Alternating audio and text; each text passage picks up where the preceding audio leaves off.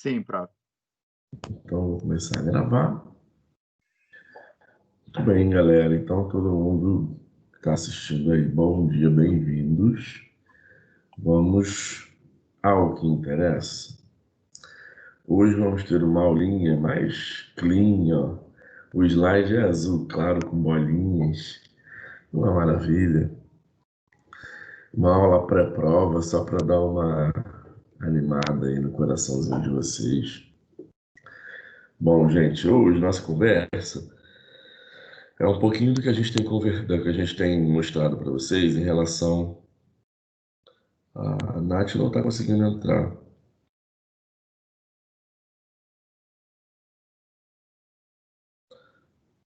O que a gente vai conversar hoje com vocês é sobre o estabelecimento de metas em fisioterapia neurológica, né, e neurofuncional,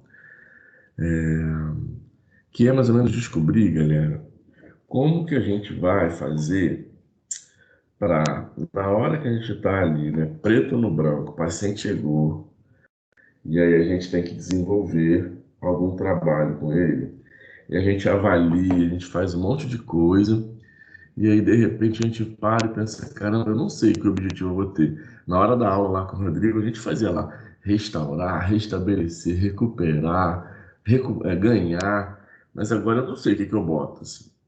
E aí, senhores,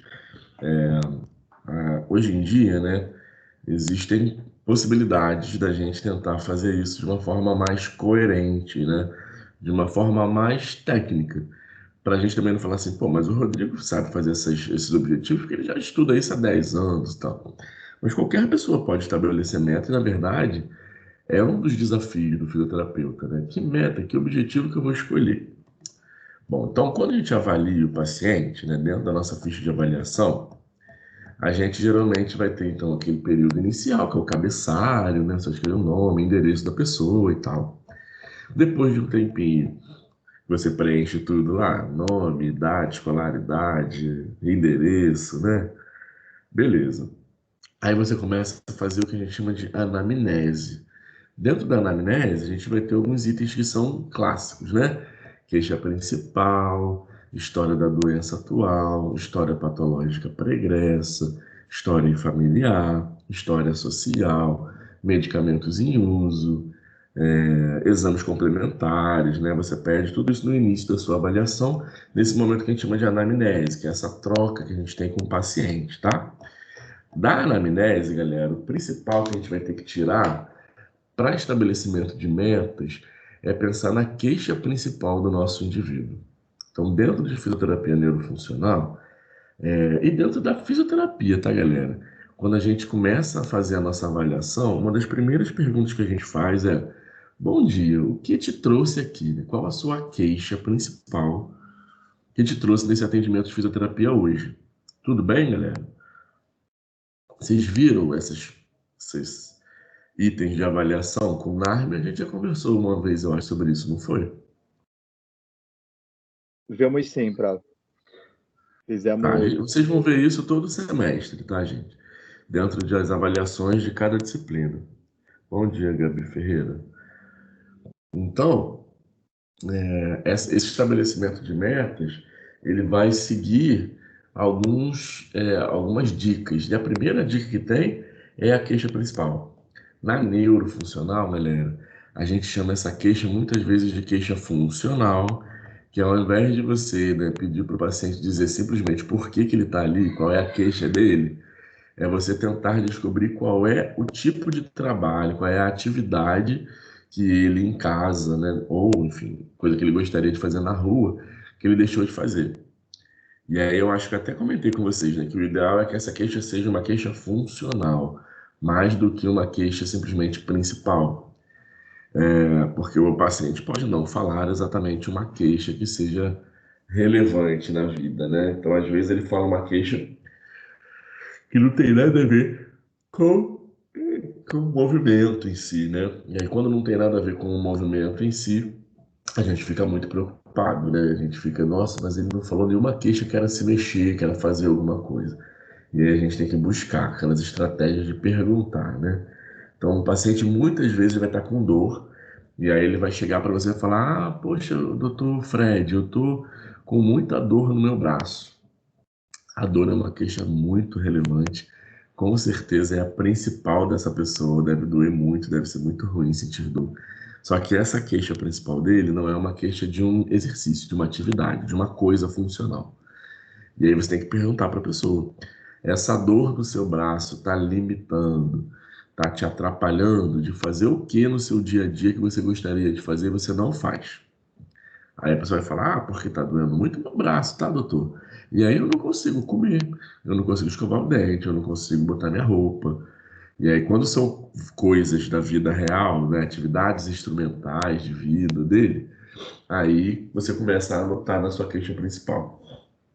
Porque muitas vezes, né, essas vão ser possivelmente suas metas no seu atendimento. Ah, eu quero que o seu fulaninho que veio trabalhar hoje volte a vestir a sua roupa sozinho, beleza? Então a queixa principal vai direcionar a gente para a gente conseguir escolher mesmo, né? Qual vai ser o nosso primeiro objetivo? Ah, eu não estou conseguindo andar. Então o seu fulano vai ter como primeiro objetivo recuperar marcha. Beleza? Então, aqueles verbos que a gente coloca no final, muitas vezes vão ter a ver com o que o paciente falou lá meia hora antes, lá na queixa principal dele. Beleza? Aí você anota bem direitinho essa queixa. Como eu já falei para vocês em alguma aula dessas, a queixa ela precisa ser, né, de acordo com o que o paciente diz. Você não pode colocar a queixa dele de acordo com o que você imagina que seja. E muitas vezes, quando o paciente não tem uma fala, né, adequada, a gente pede para o cuidador ou o familiar dizer qual a queixa que eles têm em casa, né, o que mais atrapalha eles em casa e que a fisioterapia poderia contribuir. E aí você anota, geralmente entre aspas, em que a pessoa disse e coloca no final, entre parênteses, a sigla SIC, que é segundo informações coletadas ou colhidas, tá? SIC. Tranquilo, galera? Que aí fica bem direitinho, né? De livro, assim, queixa principal de livro. Tudo bem? Sempre direcione para a funcionalidade. Eu tenho certeza que eu falei aquele exemplo para mim de quando eu era aluno, eu falei para vocês, né? De que veio um trocador de ônibus avaliar comigo, ele tinha tido de lambarré na época, e aí eu perguntei a queixa principal, ele falou que ele estava sem dinheiro, e aquilo me quebrou, não sabia o que fazer, era meu estágio, eu tinha que chamar a professora, não queria, né, porque eu era nerd da neuro, achava que sabia tudo, e aí chegou uma dessa, eu não sabia nada, na verdade. E aí ela falou, direciona a queixa, Rodrigo. Ele está querendo dinheiro, por quê? O que aconteceu com ele? O que está atrapalhando ele de ganhar dinheiro? O que ele teve? Aí ele falou, eu não consigo mexer minha mão, eu era trocador de ônibus, eu não consigo mais pegar moeda, pegar dinheiro, então eu não posso voltar a trabalhar, estou afastado. Então, assim, a queixa principal dele é que ele estava sem dinheiro. Mas ele estava sem dinheiro porque ele não podia trabalhar. E ele não podia trabalhar porque ele não conseguia mexer a mão. Então, na verdade, a queixa principal dele é que ele estava com dificuldade de utilizar a mão, né, de mexer a mão. Então, a queixa principal eu tive que cavar, né, eu tive que buscar dele. Eu não ia escrever lá, estou sem dinheiro na ficha de avaliação de fisioterapia, porque não tem nada a ver, né? Então, a gente vai, às vezes vai ter que buscar, tá, galera? Bom, outra forma da gente encontrar os objetivos é a gente fazer o exame físico, né? Então a gente vê lá como é que estão os arcos de movimento, fazer as goniometrias, avaliar a força muscular, fazer as manobras de força deficitária, braços estendidos, Heimlich, Barre, Mingazinha, todas aquelas posturas, fazer os exames de força muscular direitinho, né? Qual a força do bíceps, qual a força do tríceps, qual é a força do punho, avaliar os músculos todos e encontrando fraquezas importantes, relacionar essa fraqueza a alguma atividade, né? Alguma coisa da vida dele que ele deixou de fazer e provavelmente vai ser um objetivo. Então, eu não vou escrever, né? Vejam que eu costumo nem fazer isso nas correções de SA. Eu não vou escrever que meu objetivo é recuperar força muscular. Embora até seja, tá, galera? Eu não gosto nem de falar que está errado, porque eu sei que muitos professores gostam de colocar isso como objetivo e não é errado, de verdade. Mas no pensamento de neurofunção, né, nessa nossa disciplina desse período, A gente dificilmente vai simplesmente querer recuperar a força por simplesmente recuperar a força. A gente quer recuperar a força para ele voltar a beber água. A gente quer recuperar a força para ele voltar a andar. A gente quer recuperar a força para ele conseguir tocar a cadeira de roda deles. Então, o nosso objetivo de recuperar a força é para um objetivo maior. Então, ao invés de escrever na ficha, eu quero ter como objetivo recuperar a força, eu não vou escrever recuperar a força, né? Recuperar o fortalecimento. Não quero escrever isso, gente. Isso pode ser uma conduta. Agora, o objetivo não é esse. Meu objetivo é fazer o paciente voltar a andar, fazer o paciente ficar independente para realizar as atividades de vida diária dele. Ah, beleza, mas para ele ficar independente, eu não vou ter que fortalecer? Vou ter. Aí eu preciso escrever o objetivo: recuperar a força muscular, recuperar o arco de movimento. Eu até posso, tá, gente? Eu não julgo, não. Aliás, cada vez eu tenho julgado menos, eu tento julgar menos as pessoas. Mas de verdade, assim, quando a gente trabalha dentro da neurofuncional, oi, Dara, bom dia. É muito importante a gente criar esse pensamento de objetivo ser uma atividade, galera. Então, eu tenho funções do corpo ruins, olha, eu tenho tônus muscular espástico, posso ter. Eu tenho reflexos aumentados, posso ter. Eu tenho fraqueza muscular, posso ter. Eu tenho alterações de sensibilidade, posso ter. Mas tudo isso são funções e estruturas do corpo que estão, né, com alguma disfunção, estão com disabilidades, né, disabilities. Porém, essas funções e estruturas do corpo não devem direcionar o meu objetivo. O meu objetivo precisa ser sempre baseado em atividades e participação pela CIF, que é esse item de baixo, né, galera? Então, mais do que levar em consideração as funções do corpo, eu preciso levar em consideração esse cara aqui, ó, as atividades. Beleza, galera? Mais importante do que funções e estrutura, precisamos levar em consideração as atividades. Tudo bem, gente? Vocês estão aí? Sim, prof. Então,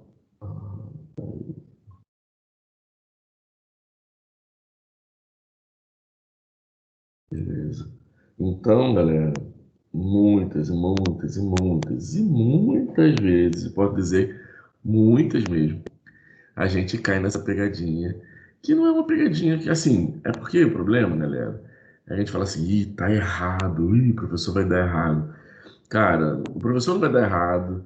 Seu colega que você vai trabalhar daqui a 3 anos, quando você se formar, não vai falar assim, pô, esse cara escreveu errado. Ninguém vai falar isso pra você, né? Ou, bom, dependendo, se você tiver um chefe chato, talvez ele fale para te ajudar, como crítica construtiva. Mas você precisa entender que a sua construção como fisioterapeuta dentro de uma categoria, né, dentro dos fisioterapeutas da neuro, a gente tem a tendência a usar os objetivos sempre para recuperar as atividades e participação. Muito mais do que pensar com a cabeça de estrutura e função. Ah, poxa, Rodrigo, mas ele tem uma fraqueza. Eu tenho que fortalecer. Super, concordo. Ah, ele tem uma alteração de sensibilidade. Eu tenho que melhorar a sensibilidade dele. Super, concordo. Pode entrar como objetivo.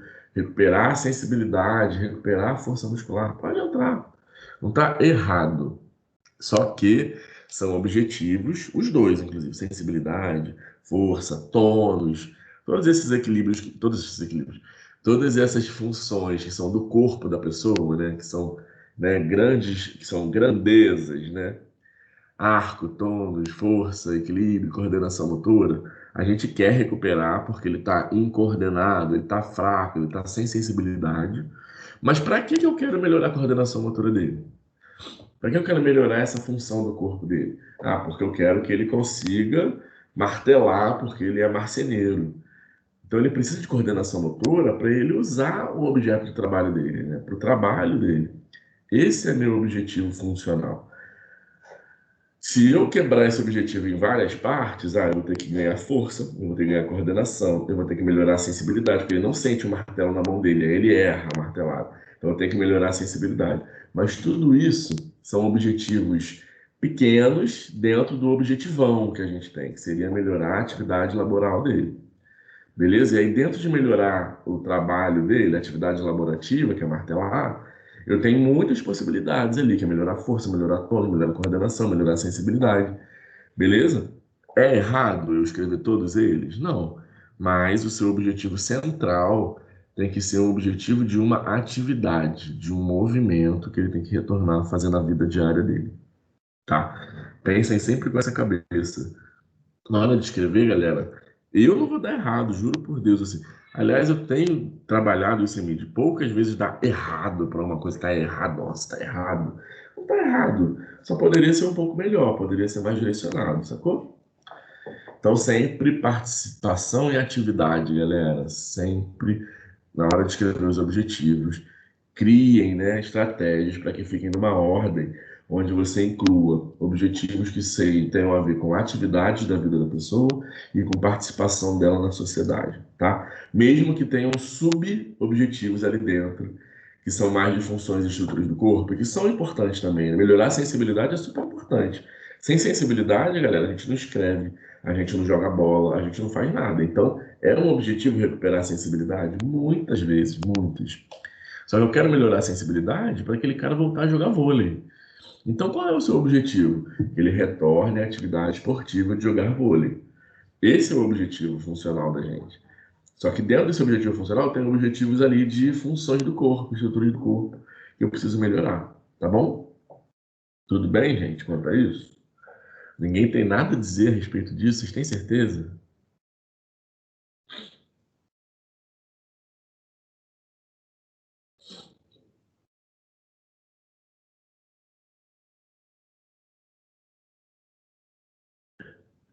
Vocês estão bem?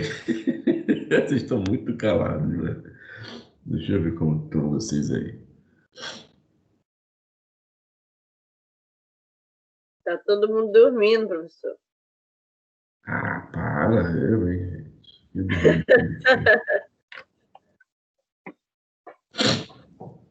É que eu não vejo bate-papo direito quando eu tô ali, eu não consigo ver o bate-papo.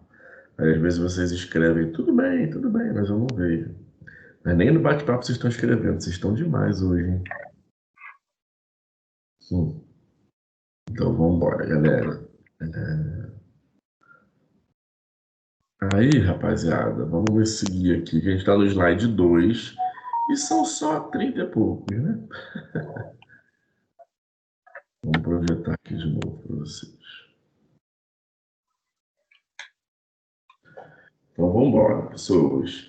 E aí, dentro desse estabelecimento de metas em fisioterapia neuro, a gente tem usado um acrônimo, né, que os estudiosos chamam, que é uma palavra que tem um significado, e seguindo essa palavra, esse significado, a gente consegue pensar de forma mais clínica, usando um raciocínio mais específico, tá?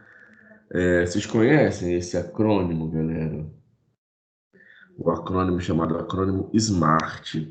Ele é um acrônimo que foi criado pela galera de administração, galera de exatas, para tentar estabelecer metas em grandes empresas. Inclusive, o mundo todo hoje pensa basicamente usando esse acrônimo, tá?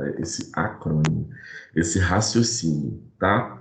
Esse raciocínio SMART, ele tem 5 letrinhas, né? SMART, e são 5 letras que vão ter a ver com goals, ó, que são objetivos em inglês, tá? Então, são formas de você identificar e criar objetivos dentro da sua categoria de trabalho. E a gente da saúde adaptou isso. Então, a galera da psicologia, da enfermagem, da física, da medicina, todo mundo hoje pensa em usar de forma bem específica esse raciocínio clínico, que é o que a gente chama então de método SMART. Beleza, galera? Qual é a tradução do SMART? São 5 letrinhas, né? Cada uma com uma traduçãozinha em inglês e português. O S é de specific, ó. O M é de measurable. O A é de achievable. O R de realistic. E o T de timely. Então a gente vai traduzir isso para cada palavrinha em português, tá?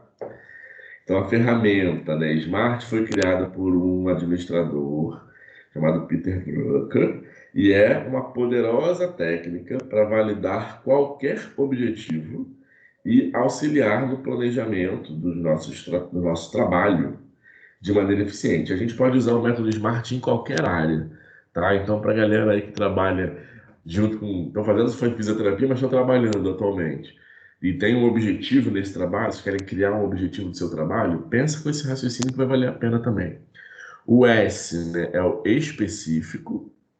O M é o measurable, que vai ser então traduzido para a gente como mensurável ou medido, né? Alguma coisa que você vai ter uma medida. O A é de achievable, que é de alcançável. O R é de relevant, que vai ser uma coisa então, que seja relevante para a gente. E o timely é o temporal, que a gente vai ter que dar um tempo para entender aquele objetivo. Enfim, mas eu vou falar de cada letrinha agora para a gente pensar a respeito, tá? Então, o S do SMART é específico, né, que é a tradução em português. E aí, o específico, galera, e tá errado aqui, depois eu tenho que corrigir. Eu coloquei o mesmo texto que estava na frente, não era isso. O específico, galera, é quando você tem, então, uma meta, um objetivo que respeite a especificidade da pessoa. Então, o que significa que a meta é específica? Eu vou até escrever isso aqui agora, para a gente escrever juntos. Que o objetivo, galera, precisa ser... Opa! Ai, gente. Precisa ser específico.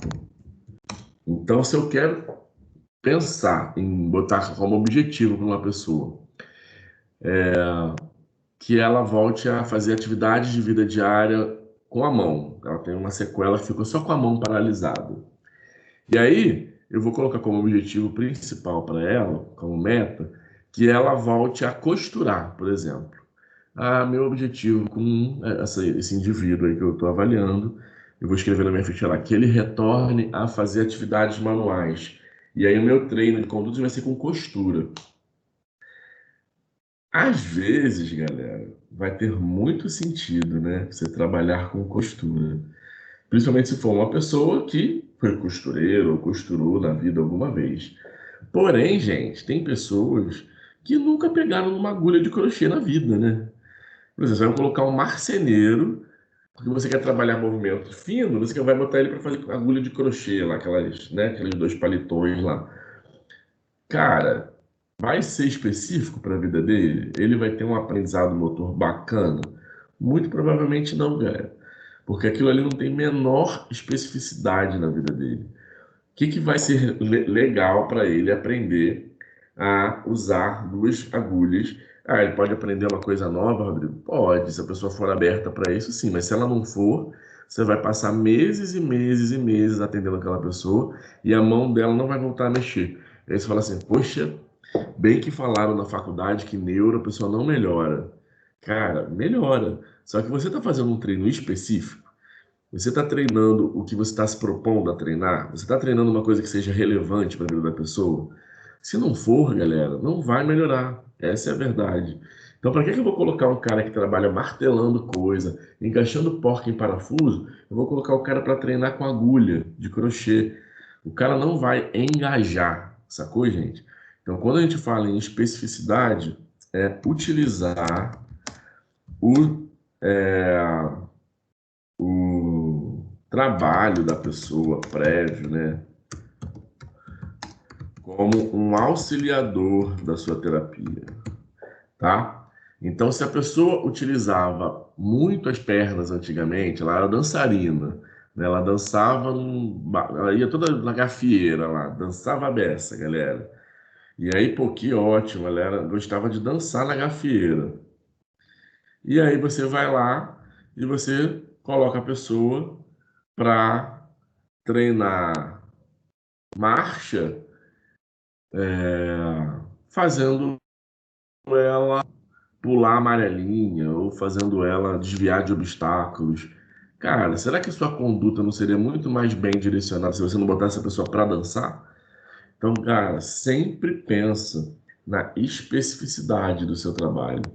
Cara, aquele trabalho que eu estou fazendo com aquela pessoa ali é específico. Não existe, galera, e aí eu sinto dizer para vocês aí, no primeiro ciclo aí da Neuro, não vai existir receita de bolo, não vai existir protocolo de Rockwood. Em neuro não existe isso, gente. Cada indivíduo é um indivíduo, cada atividade tem que ser pensada para cada indivíduo.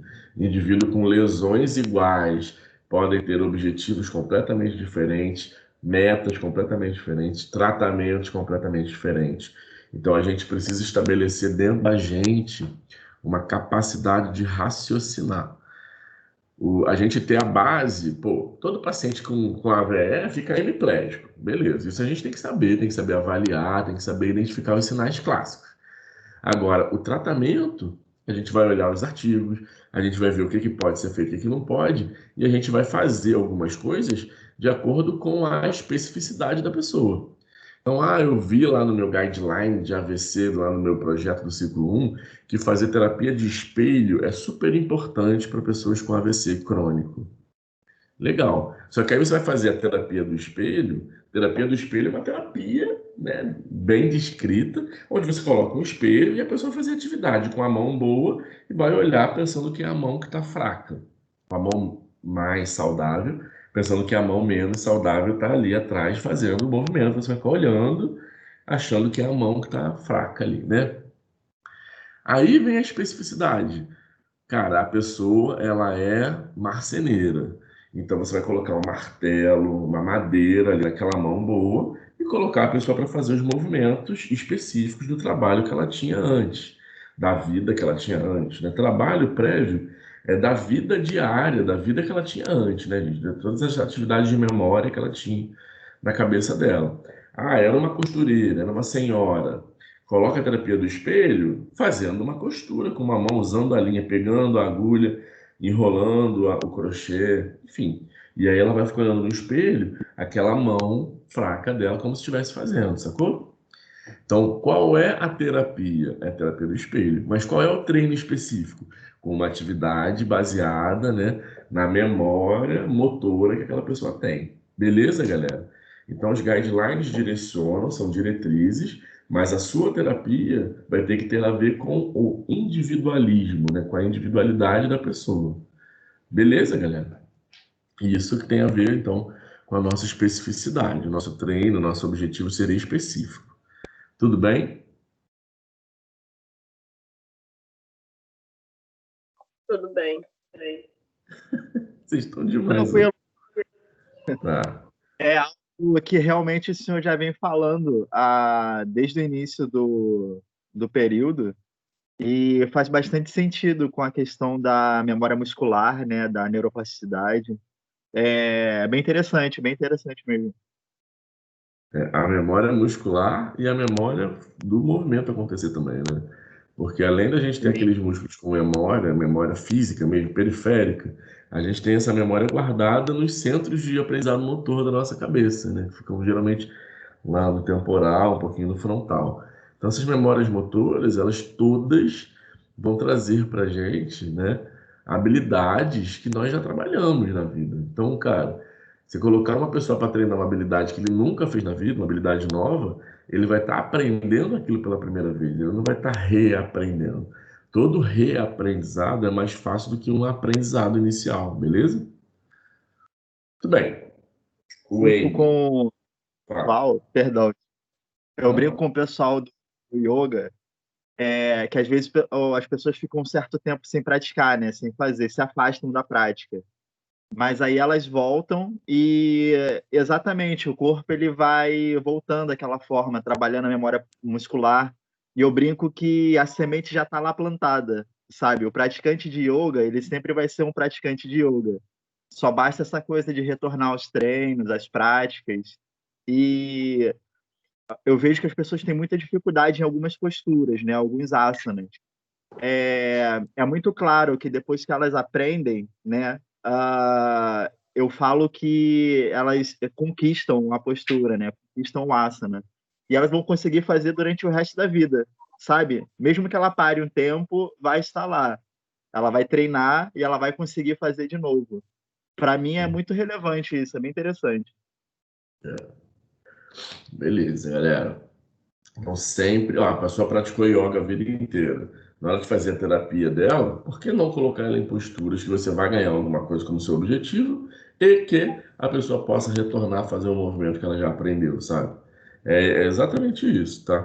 Jogador de futebol, por que ao invés de você treinar marcha com ele, você não coloca ele para chutar uma bola? Às vezes vai ser muito mais interessante e motivacional para ele fazer os treinos, né, já usando o objeto de vida que ele usava antigamente, do que você ficar fazendo fortalecimento de quadríceps, treino de barra paralela, subir escada, descer escada. Fortalece a perna dele já dentro da função que ele trabalhou a vida toda, sabe? Enfim. Professor, uma coisa que o Eu, senhor falou ó, aí, que tem uma grandeza, é a aderência, né? A aderência do paciente. Esse é um ponto muito forte, né? Eu acredito que na fisioterapia como um todo, mas na neuro é muito forte pelo o paciente querer estar ali, querer fazer as coisas, entendeu? Porque quando você vê você tem alguma patologia, algum machucado, né? Alguma lesão, é muito desanimador, né? Você se olhar no espelho e ver que seu corpo não está como sempre esteve antes, é muito triste para a pessoa. Então, se pensando nessa questão da aderência, eu consegui encaixar alguma atividade anterior dela, é maravilhoso. Ela está ali realmente presente comigo, com e a assim, fisioterapia. galera, levem isso em consideração e, inclusive, pensem que a pessoa pode, às vezes, não estar com um cognitivo muito bom. Isso acontece muito, né? A gente não fala tanto sobre isso, mas às vezes os pacientes neurológicos, eles perdem, né, a lucidez. Eles ficam desorientados ou eles realmente ficam esquecidos. A parte cognitiva, às vezes, mesmo jovens, tá, gente? Às vezes eles não têm a parte cognitiva preservada depois da lesão. Isso pode ir retornando com o tempo ou não. E aí fica mais visível ainda isso, sabe? Quando você faz uma atividade que por algum motivo você lembre aquele indivíduo do que ele gostava de fazer antes, você vê na face dele, mesmo com o cognitivo não responsivo, você vê que ele apresenta um olhar mais atento, ele fica às vezes arrepiado, ele fica mais agitado ao fazer a atividade com você, só porque você está trazendo uma atividade que na memória emocional, na memória motora dele, agita ele. Eu tive uma experiência muito maneira com isso quando eu estava começando, com um rapaz que tinha se acidentado de moto. Ele tinha feito um TCE, ficou grave no hospital. E aí eu atendi ele em casa depois. Eu atendi ele no hospital, depois a família me chamou para atender em casa. E aí, na casa dele, tinha a moto, a tal moto do acidente dele, e ele era apaixonado pela moto. E aí teve um dia que a gente conseguiu andando, a gente foi até o quintal dele, e ele viu a moto, e ele ficou super animado, enfim. E aí foi ruim, porque na verdade ele tinha um tremor de tronco, e aí o tremor piorou, e ele ficou sorrindo e tal. E aí eu tive a ideia de um dia colocar ele sentado na moto, e aquilo ali foi meio que um divisor de águas, assim. Ele melhorou muito dali para frente, desde que ele percebeu que ele poderia ir lá fora, que ele poderia sentar de novo na moto dele. E aí, depois de um tempo, ele relatava que ele gostaria de sentar na moto para sentir de novo a moto, apesar de do acidente, tá, gente? Inicialmente, eu fiquei até preocupado, assim. Mas aí eu vi que ele apontava, assim, ele não estava mais falando, ele não teve fala, né? Ele ficou afásico, mas ele apontou para ir para o quintal. Nesse dia ele foi, ele apontou para a moto, e aí ficou rindo e tal. Eu falei, pô, você se acidentou, a tua moto e tal. Aí a mulher dele falou, ele ama a moto, ele adora a moto, ele não tá com raiva da moto, não, tem certeza, não sei o quê. E aí a gente foi conversando com a família, e aí um dia ele sentou na moto, assim, e ele ria e gargalhava. Então, assim, será que é importante a pessoa ter essa memória? Será que foi relevante para ele? Era meio que na vida dele, aquilo ali foi um ganho, né? Ele voltou a poder ir até o quintal para ver a moto dele. Mesmo que ele não vá pilotar, né? Ele, pelo menos, ele pôde ir até lá, ele encostou nela de novo, ele, né, teve toda uma memória trabalhada. Então, isso é importante, gente, tá? Levem isso em consideração. Bom, M. O M do Smart, que é o segundo, é o mensurável, tá, galera? Mensurável significa que o seu objetivo, galera, precisa ser medido de alguma forma. Isso daí, galera, olha, é outra pegadinha da neuro que a galera cai muito, assim, todos nós, inclusive, tá? A gente precisa criar um objetivo e a gente tem que saber se a gente alcançou ele. Uma coisa que a gente faz muito, escutem o que eu estou dizendo, é a gente fazer o que a gente faz aí na SA, né? Avaliou, criou, ficou bonitinho nossos objetivos, criou um planinho de tratamento e você segue o baile, né? E vai lá 3 vezes por semana, ganha seu dinheiro e passa uma semana, e passa 2 semanas, passa um mês, passa 2 meses, passa 3 meses. Quando você vê, você está há 6 meses atendendo o paciente. Já fez lá 6 meses, cada mês tiver 4 semanas, você já foi lá, então, 6 vezes 4, 24 semanas. Se você foi 3 vezes por semana, 3 vezes 24, galera, dá aproximadamente o quê? 60, 3 vezes 2, 60, 3 vezes 4, 12, 72 vezes. Você atendeu a pessoa 72 vezes. Você ganhou seu dinheirão aí, né? 72 atendimentos. E aí, cara, você começa a perceber depois de 6 meses que seus objetivos que você tinha lá quando você começou, provavelmente você alcançou, você está muito perto de alcançar, você já alcançou, já até mudou, né? E você não mediu. E isso é um erro fatal, galera. Se você tem como objetivo fazer com que o paciente, né, volte a subir degrau, você tem que estabelecer isso como meta. Ó, depois que ele estiver subindo 5 degraus, minha meta, aí eu faço igual a Dilma, né? Eu chego na meta, depois eu vou lá e dobro a meta. E aí depois eu vou e dobro a meta. E é sempre assim, a gente tem que fazer isso, a gente tem que medir. Olha, daqui a 2 meses, meu objetivo com a senhora é que a senhora consiga ir até o seu portão andando e volte. Aí você vai fazer muitos exercícios, muitos exercícios. Passou os 2 meses, você tem que avaliar. Ah, ó, passou 2 meses e ela está indo até metade ainda. Ela vai só até metade do quintal. Ela não consegue ir até o portão ainda. Você mediu. Você tá, ela não conseguia nem levantar. Ela não saía de casa. Agora ela está andando metade do quintal. Aí você anota isso e aí você bota a sua meta. Não, nossa meta é chegar no portão. E aí você vai treinar mais e você vai ter a meta do portão. Quando ela alcançar essa meta, aí você cria nova meta. Então, por favor, gente, crie sempre medidas para vocês avaliarem o objetivo que vocês criaram. Criem medidas, enfim, né? Estipule medidas, tá, gente? Ah, vai ser tempo, vai ser metro, vai ser distância, vai ser número de degraus, vai ser minuto. Ah, eu quero que a senhora fique em pé por 1 minuto. Beleza. Criou essa meta. Eu quero, qual é o meu objetivo? Que ela consiga ficar em pé. Como que eu vou medir isso? Ah, ela vai estar ficando em pé para mim se ela conseguir ficar em pé sem segurar em nada por 1 minuto. Essa é a minha medida interna. Eu posso escrever isso no meu caderninho de anotações lá e esquece. E vai treinando, ela rola para um lado, rola para o outro, ela senta, ela levanta, faz reversão, faz todas as suas terapias. Depois você lembra aí, ó, minha meta lá, ó, minha medida era fazer 1 minuto.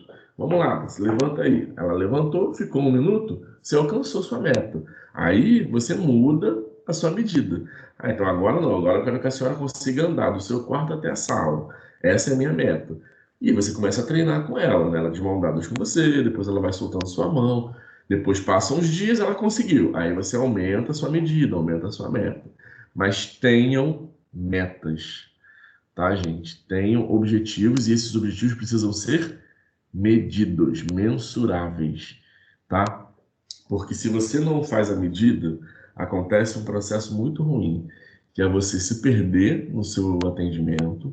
Então você já não sabe mais qual é o seu objetivo ali, você mudou o objetivo, ela alcançou, eu não medi, aí agora eu já estou com outro, eu não medi de novo, e aí você fica trabalhando sem parar, só ganhando seu dinheiro, e aí acontece um processo muito ruim que pode acontecer com vocês, evitem isso, que é o familiar ou o cuidador começar a falar assim: poxa, mas esse fisioterapeuta tá vindo aqui fazer o quê? Sabe? Porque eu não vejo o que ele faz. O que ele está fazendo com a minha mãe? O que ele está fazendo com o meu pai?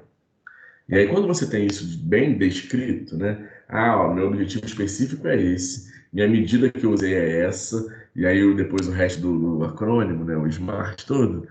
E aí você prova para a pessoa que você está ali com um objetivo claro, né? Descrito, anotado. E quando ela alcançar aquela meta que você lá estipulou de tempo, ou de, enfim, de metros, de segundos, seja lá qual for, você vai mudar o seu objetivo, você vai mudar a sua medida. Beleza, galera? Então façam a mensuração, seja ela qual for, tá? Eu quero que meu paciente volte a trocar de roupa. Então você cronometra, né? Ou então, ele não troca de roupa porque ele não consegue levantar os braços e ele não consegue tirar a camisa. Então você faz a gonometria. Ó. Hoje a gonometria está 90 graus. Se essa gonometria chegar a 180, ele vai conseguir tirar a camisa. Então a sua medida na gonometria, mas use uma medida, use um número quantitativo para você ver se a sua meta está chegando perto ou não, se você alcançou ou não. Beleza, galera? Dúvidas em relação a essa parte de mensurar?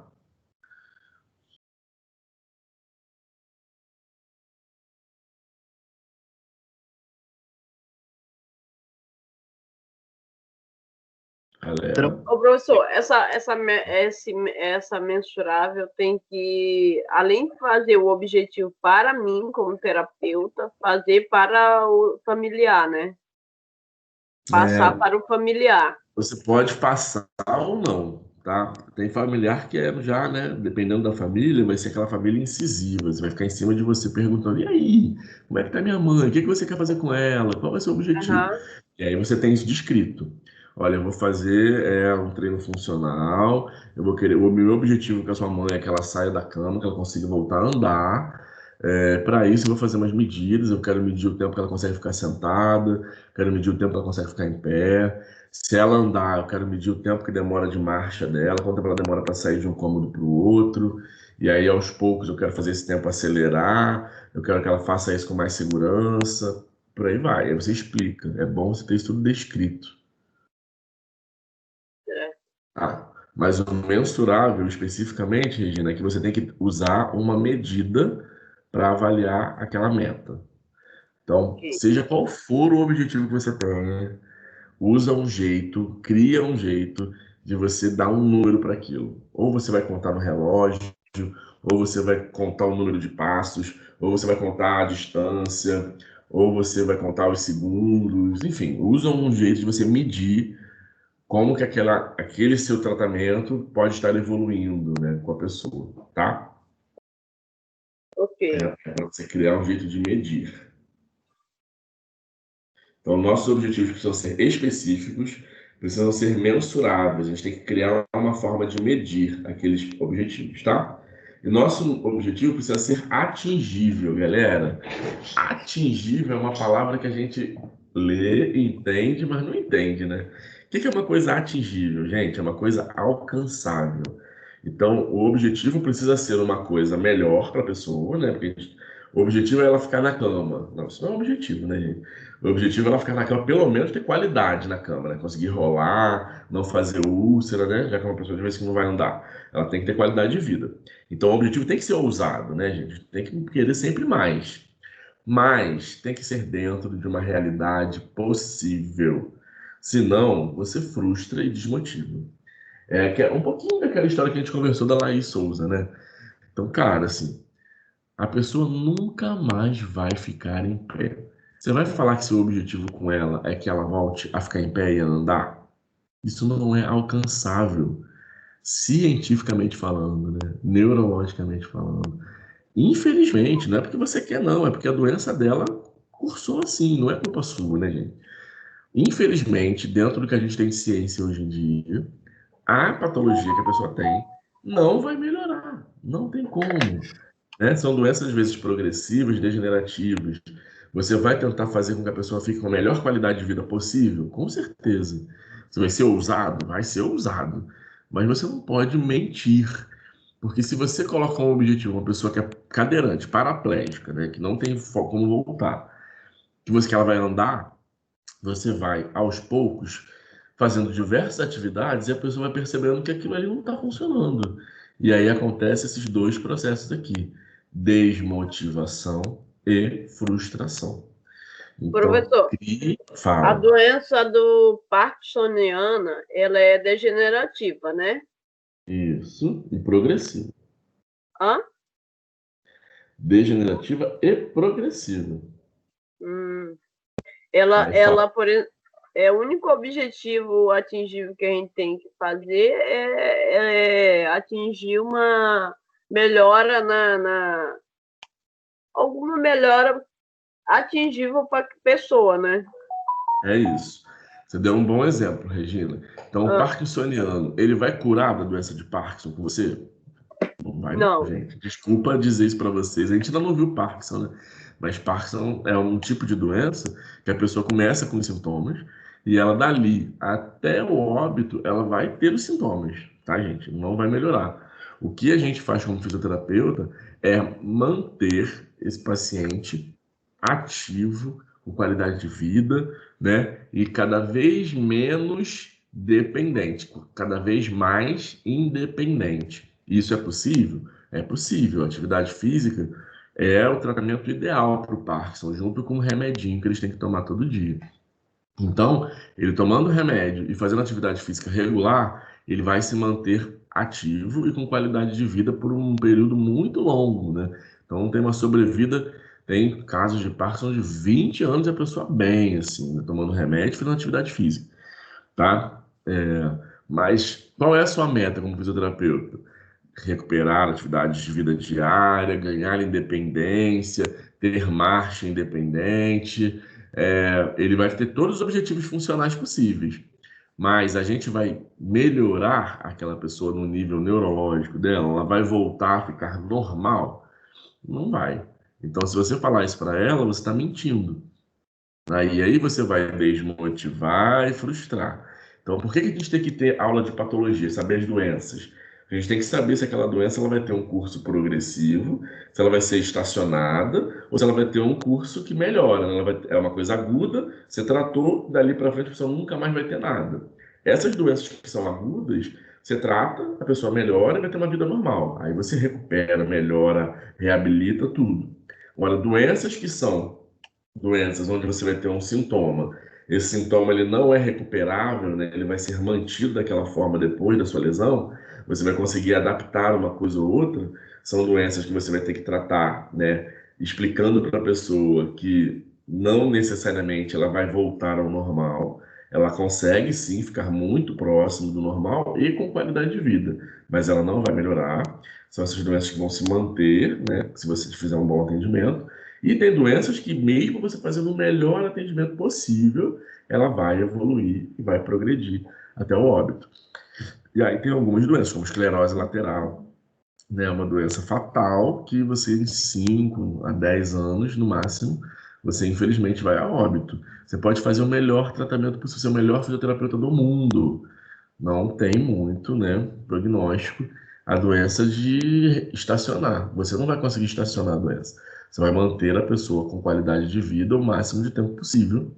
Depois de um tempo, a pessoa vai progredir e você vai ter que mudar seus objetivos, diminuir suas metas, inclusive, né? Se a sua meta era ficar em pé, marcha e tal, a pessoa começou a ficar, né, na cadeira de rodas, na cama, ela vai ter que ficar independente no leito, ela vai ter que ficar ativa, ela vai ter que comer sozinha, beber sozinha, ela tem que conseguir ir ao banheiro, controlar seu esfíncter, mas ela continua tendo independência para as atividades de vida diária, só que num nível mais baixo, porque são doenças que vão progredir, tá? Mas sempre leve em consideração a patologia e a pessoa, porque os nossos objetivos precisam ser alcançáveis, beleza, galera? Atingíveis, tá? Então, a gente vê muito do lado negativo, né? Então, a gente vai falar para a pessoa que não anda que ela vai andar. Isso é claro, né? Para dar o exemplo daí específico, né, gente? Mas também existe o contrário, né, gente? Então, você tem uma pessoa que tem uma lesão medular dessas daí que a gente está conversando nesse semestre agora, esses dias, né? Uma incompleta, ou seja, não tem contração, é um EAC, é um EAD de dado, não tem contrações de forças musculares abaixo da lesão. Então, essa pessoa tem uma possibilidade de alcançar, né, posturas mais altas e se bobear, ficar em pé e até andar. Então, você tem que fazer um objetivo alcançável. Porque aí também tem aquela galera que fala assim, um lesado medular, uma lesão alta lá em C8, lá na cervical, tá tendo contração, mas esse cara eu vou adaptar na cadeira. Isso acontece muito também, tá, gente? O contrário, a pessoa que tem possibilidades terapêuticas e as pessoas acham que não tem e acabam não estimulando. Hoje à noite, galera, sem fazer merchan aí, eu vou fazer live com o professor Herbert. O Herbert, ele me deu aula, assim. Ele é super jovem, quer dizer, deve ter uns 40 e poucos agora, que ele me deu aula na faculdade. Mas ele passou num concurso da Rede Sara. Não sei se vocês conhecem. Tem um Sara aqui no Rio, inclusive ali em Jacarepaguá. Aqui em Jacarepaguá, eu moro aqui perto. Tem uma Rede Sara aqui e tem Sara em alguns lugares no Brasil. Vocês Mas tem conhecem? aqui no Rio, professor? Oi? Tem essa rede Sara aqui no Rio? Tem aqui em Jacarepaguá, perto do Metropolitano, perto da, sabe, do Maria Lenk, ali, do HSBC Arena, Professor, naquela rua Belardo ali. Oi? professor, eu acho que eu sou suspeita de falar que eu sou paciente do Sarajá há 15 anos. Aí, ó, olha ela aí. Quem tá falando? Então, Lídia, Ah, quem tá falando é ótimo. não, porque pra mim eu não consigo ver. É, pra mim também não. Então, aí a rede SAR é uma rede, poxa, muito importante. As pessoas que trabalham lá são todas concursadas. É um concurso público que abre, pô, muito de vez em quando, assim. Olha, eu acho que o último que teve, inclusive, foi que ele entrou. E eu acho que foi lá em 2010, assim, pra vocês terem noção de fisioterapia. Eu não lembro de ter tido outro. Então é um concurso super almejado, e, né, no Brasil todo mundo faz prova no Brasil todo. O Ebert fez essa prova e ele tá no Sara lá de Fortaleza, eu acho. Tá? Ele tá lá no Nordeste. Ele vai fazer a live comigo hoje. E é uma rede super, pô, bem direcionada, bem orientada, né, de atendimentos, pô, de muitos grupos de pacientes. E tem uma característica muito importante no SARA, isso que eu queria chamar a atenção. O SARA, ele, para pacientes de fisioterapia neurofuncional, que é o que eu conheço, tá, gente? Inclusive, eu devo até falar sobre isso com o Herbert hoje à noite. É, ele tem protocolos. Então é o seguinte: você chegou lá com uma lesão medular C8, com uma fraqueza muscular, né, uma EZC, assim, fraqueza, todo músculo de grau 1, né, só vestígio de contração no corpo todo. O que que o SARA vai fazer? Ele vai te adaptar à cadeira de rodas. Ponto. É um paciente que está com marcha ou consegue ficar em pé na avaliação? Não consegue ficar em pé na avaliação. Tem prognóstico? Até tem, mas é um prognóstico a longo prazo. A pessoa que está com grau 1, só tem vestígio no corpo todo, pô, vai demorar uns meses, né, para esse músculo ficar grau 2, grau 3, grau 4 e ganhar grau 5. Então, o que que o Sara vai fazer como protocolo? Ele vai te adaptar na cadeira de rodas, vai adaptar a sua família, vai ensinar os cuidadores, vai manter algum tipo de atendimento com você. Se você conseguir ter força de tronco e membros para conseguir ficar em pé, ele até trata você depois em pé. Mas senão ele te dá alta, você quando estiver adaptado na cadeira de rodas. Então, alguns processos dentro do SARA, eles são às vezes limitantes, né? Então, a pessoa tem grau 1, grau 2, é uma pessoa que, pô, se você treinar, vai melhorar, né, cara? É uma fraqueza. Então você tem que fazer exercícios, até a pessoa ficar com grau 3, grau 4, grau 5.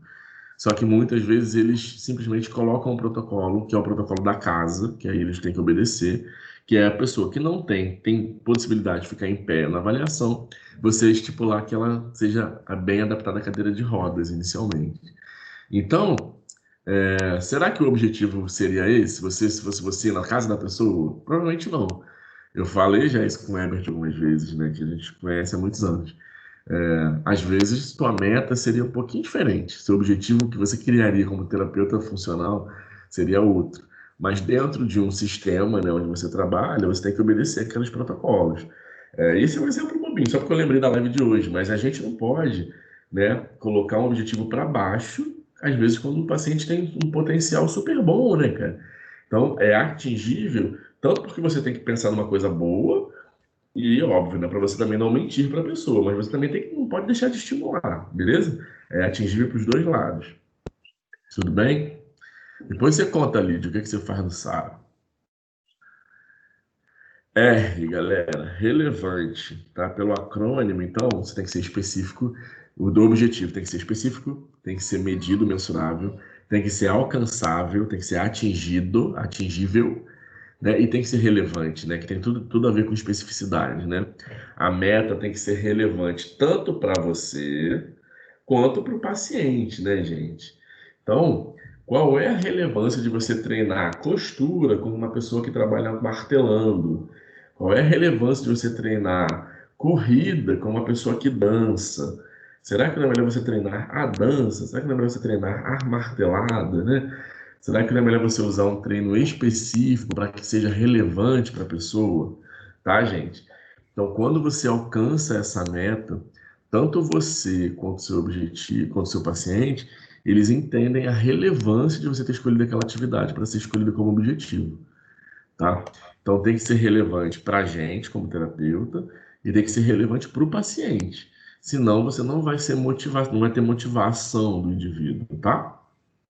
Tudo bem com relevante? Aham. E para terminar, é o termo chamado time-based, que é temporal, tá? O seu objetivo ele tem que ter um prazo para você alcançar, galera.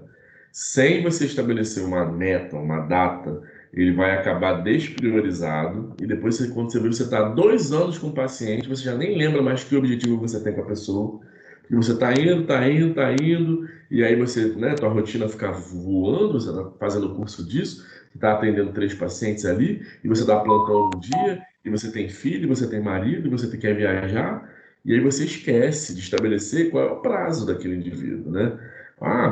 Então meu objetivo precisa ter um prazo? Precisa. Precisa, galera. Eu quero em 3 meses colocar essa pessoa para andar.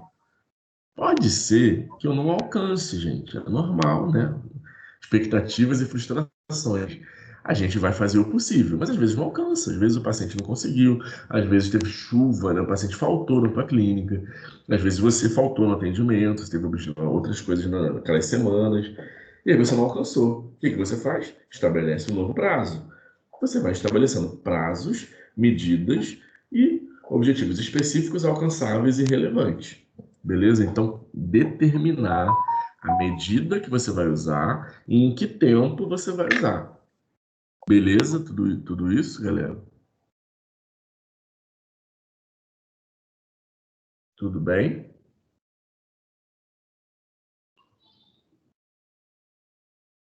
Tudo bem, tudo bem, tudo bem, meu bem. Tudo bem.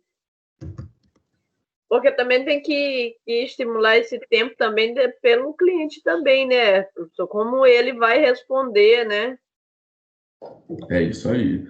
Se ele não está respondendo, talvez você tenha que mudar a sua terapia, talvez tenha que mudar seu objetivo. De repente você estava pensando que o objetivo era específico e relevante, e não é. E aí você cria um novo prazo, com novos objetivos, com novas metas, sacou? O que você não pode é cair no erro que, cara, eu vejo muito. Cara, então eu dou aula desde 2011, assim, praticamente, gente. Porque o que eu comecei no estágio lá no Fundão, depois na UERJ, e na SUAM, e aqui, enfim. Tenho muitos alunos que passaram por mim nesses anos. E aí os alunos às vezes não mandam mensagem, né, gente? Todo mundo hoje em dia com rede social, então, né? Pô, professor, tô com paciente X, Y, Z, paciente assim, assim, assado. E aí eu ouço muito isso, tipo, pô, eu não tô com nenhum objetivo específico ali para tratar com ele. Cara, cria esse objetivo, não dá esse mole, porque senão você cai naquela pegadinha de, neuro não melhora, neuro não melhora, neuro não melhora, neuro não melhora. Cara, paciente neurológico melhora muito. Muito. Talvez a sua forma de enxergar o paciente que não está boa. Você não está colocando objetivo específico, você não está fazendo um objetivo que seja medido, você não está medindo a melhora, você não está colocando relevância, não está com um objetivo alcançável, bacana, você está com um objetivo que é impossível, ou você está com um objetivo muito baixinho. O paciente, pô, tem uma possibilidade muito maior, tem um potencial, e você está ali embaixo, sabe? E a gente cai nessa pegadinha muito, galera. E, cara, e a gente não dá um prazo. Fala assim, olha, a pessoa tá na cama, eu quero que ela volte a ficar em pé. Beleza, lindo objetivo, galera. Que bom, todo mundo nasce, né? A gente nasce deitado, mas a gente fica em pé depois quando a gente tá com um aninho, a gente começa a andar. Todo mundo quer voltar a andar, né, galera? Então, o teu objetivo pode ser esse, pode, maravilha.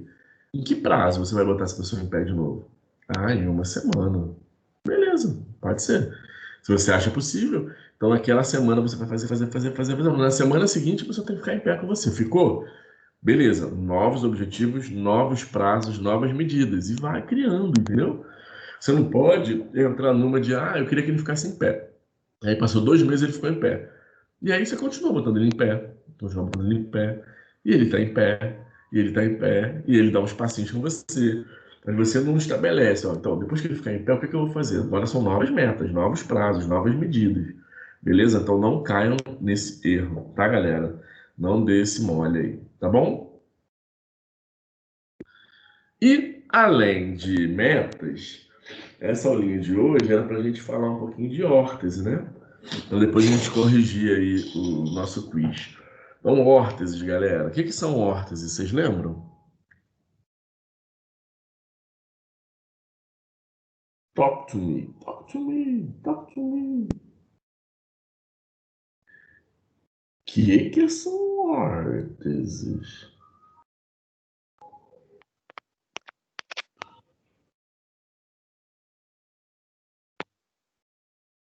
Fala, gente. Órteses são dispositivos como para auxiliar a pessoa que fez um transplante de membro, né? Beleza. Então, órtese, galera. Ajudar no equilíbrio, para Alguém ajudar tá falando alguma coisa aí? a deambular. Hã? Alguém te cortou aí, Regina. O que a pessoa falou? Ou você cortou a Pois é. pessoa? É um braço mecânico? É um braço mecânico, é isso? É. Então, galera, tem um termo, na verdade, dois termos que a gente tem que tentar aprender nesse período de vez, hein? Existem órteses e próteses, beleza? Órtese, galera, é quando você coloca alguma coisa, mas você não perdeu o seu membro. Você não perdeu o osso, não perdeu nada, tá? Então você vai colocar algum dispositivo que a gente chama auxiliando o seu membro, mas seu membro tá ali, sacou?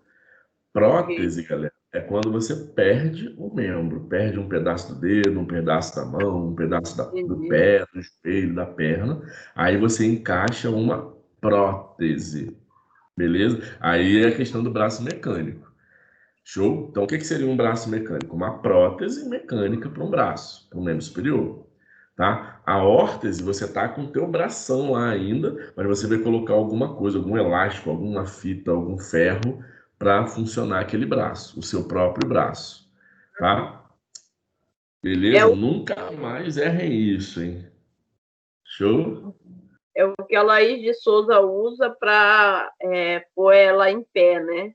Para auxiliar o equilíbrio dela, né? Perfeito. Para ela conseguir ficar em pé, ela usa colete, ela usa ferro, ela usa mais órteses. Beleza? Para a pessoa que está com um problema lá no pé. Nós todos, tá, galera? E a gente pode colocar dentro do nosso sapato uma palmilha. O que a palmilha é? Órtese. Tá? É um dispositivo, desculpa, externo, né, do nosso corpo, que vai estar ali para ajudar a gente a fazer algum movimento. Beleza? Essas são as órteses. E qualquer objeto que você coloque para substituir um pedaço do membro, o próprio membro, a gente chama isso de prótese, beleza?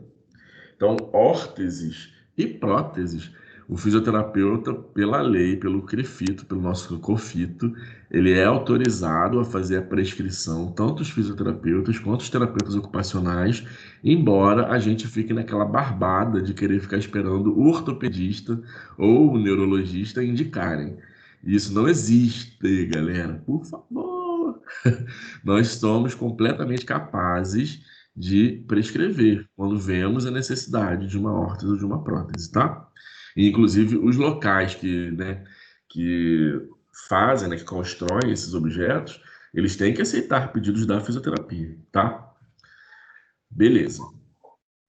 Então, órteses são dispositivos externos que vão ser aplicados no corpo, que vão modificar ou reintegrar alguma funcionalidade, né? Um aspecto de funções ou estruturas do corpo, tá, galera? Do sistema neuromúsculo esquelético, e ajudam a dar suporte, ajudam a imobilizar e ajudam a alinhar os nossos membros do paciente que a gente tem. Então, o paciente às vezes tem um braço todo espástico, né? Então, a gente pode colocar uma órtese naquele cotovelo, naquele punho, para ele ficar biomecanicamente melhor, beleza? Então, vai ajudar a gente a alinhar biomecanicamente os nossos pacientes quando a gente tem um problema neuromusculoesquelético. Tudo bem? Então, o material mais utilizado nessas confecções, né, para quem gosta desse assunto, galera, tem cursos, tá, de órteses e próteses, que é super importante fazer. Todo fisioterapeuta da neurofuncional deveria ter essa visão mais próxima de órtese e prótese, tá? Então, o material mais utilizado para essas órteses ou esses splits. Oi, alguém quer falar? Não, eu queria perguntar Pode perguntar. Eu não sei quem é também, não aparece aqui para mim. Fala aí.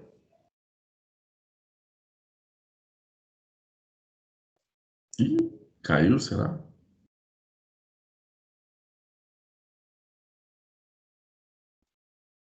Que houve?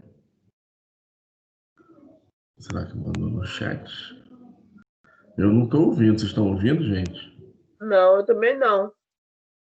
É porque caiu a minha internet. Ah, fala, Gabizinha.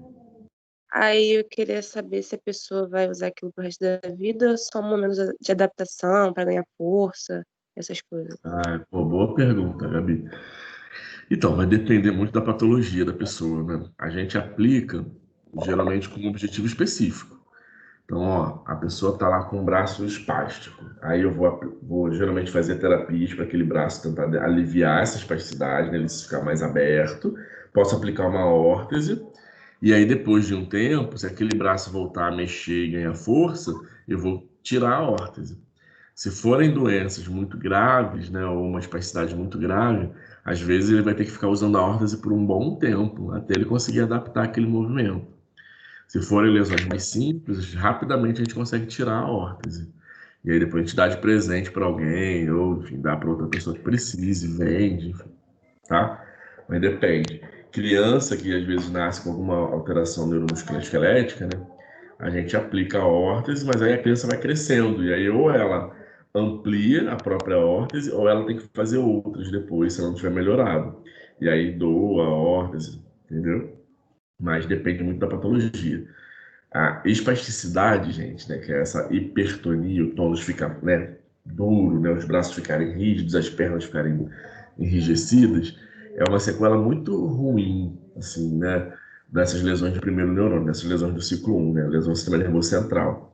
Então, um bebezinho que nasce com paralisia cerebral, né, por hipóxia do parto, ou qualquer problema no parto, ou no período perinatal, esses bebezinhos que nascem com espasticidade, são bebezinhos que vão ter que usar órtese, vão ter que se adaptar por um tempo razoável, né? Até conseguir ter marcha legal.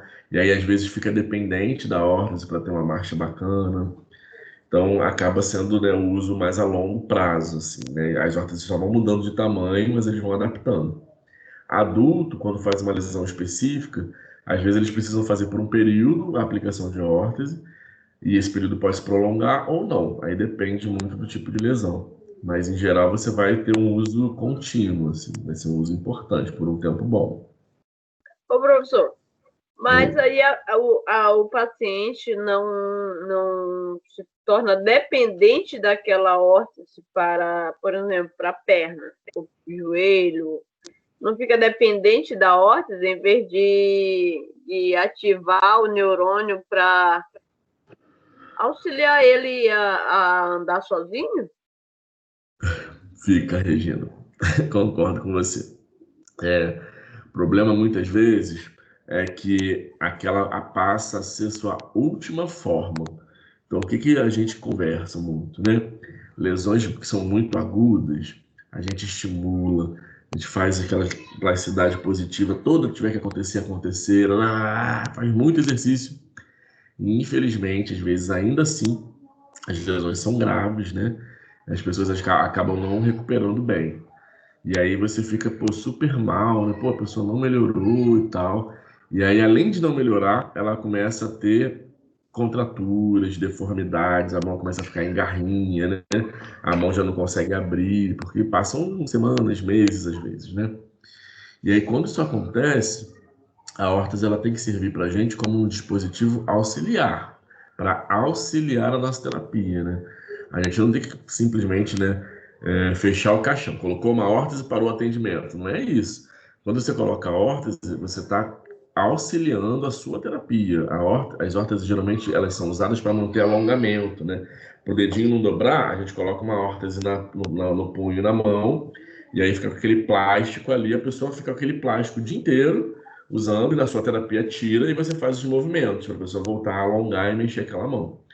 Porque se a pessoa não usar órtese, por causa do problema neurológico dela, a tendência é os dedos dobrarem, a tendência é o punho flexionar, a tendência é o padrão ficar todo flexionado de braço, né? O padrão clássico é flexão de braço com extensão de perna.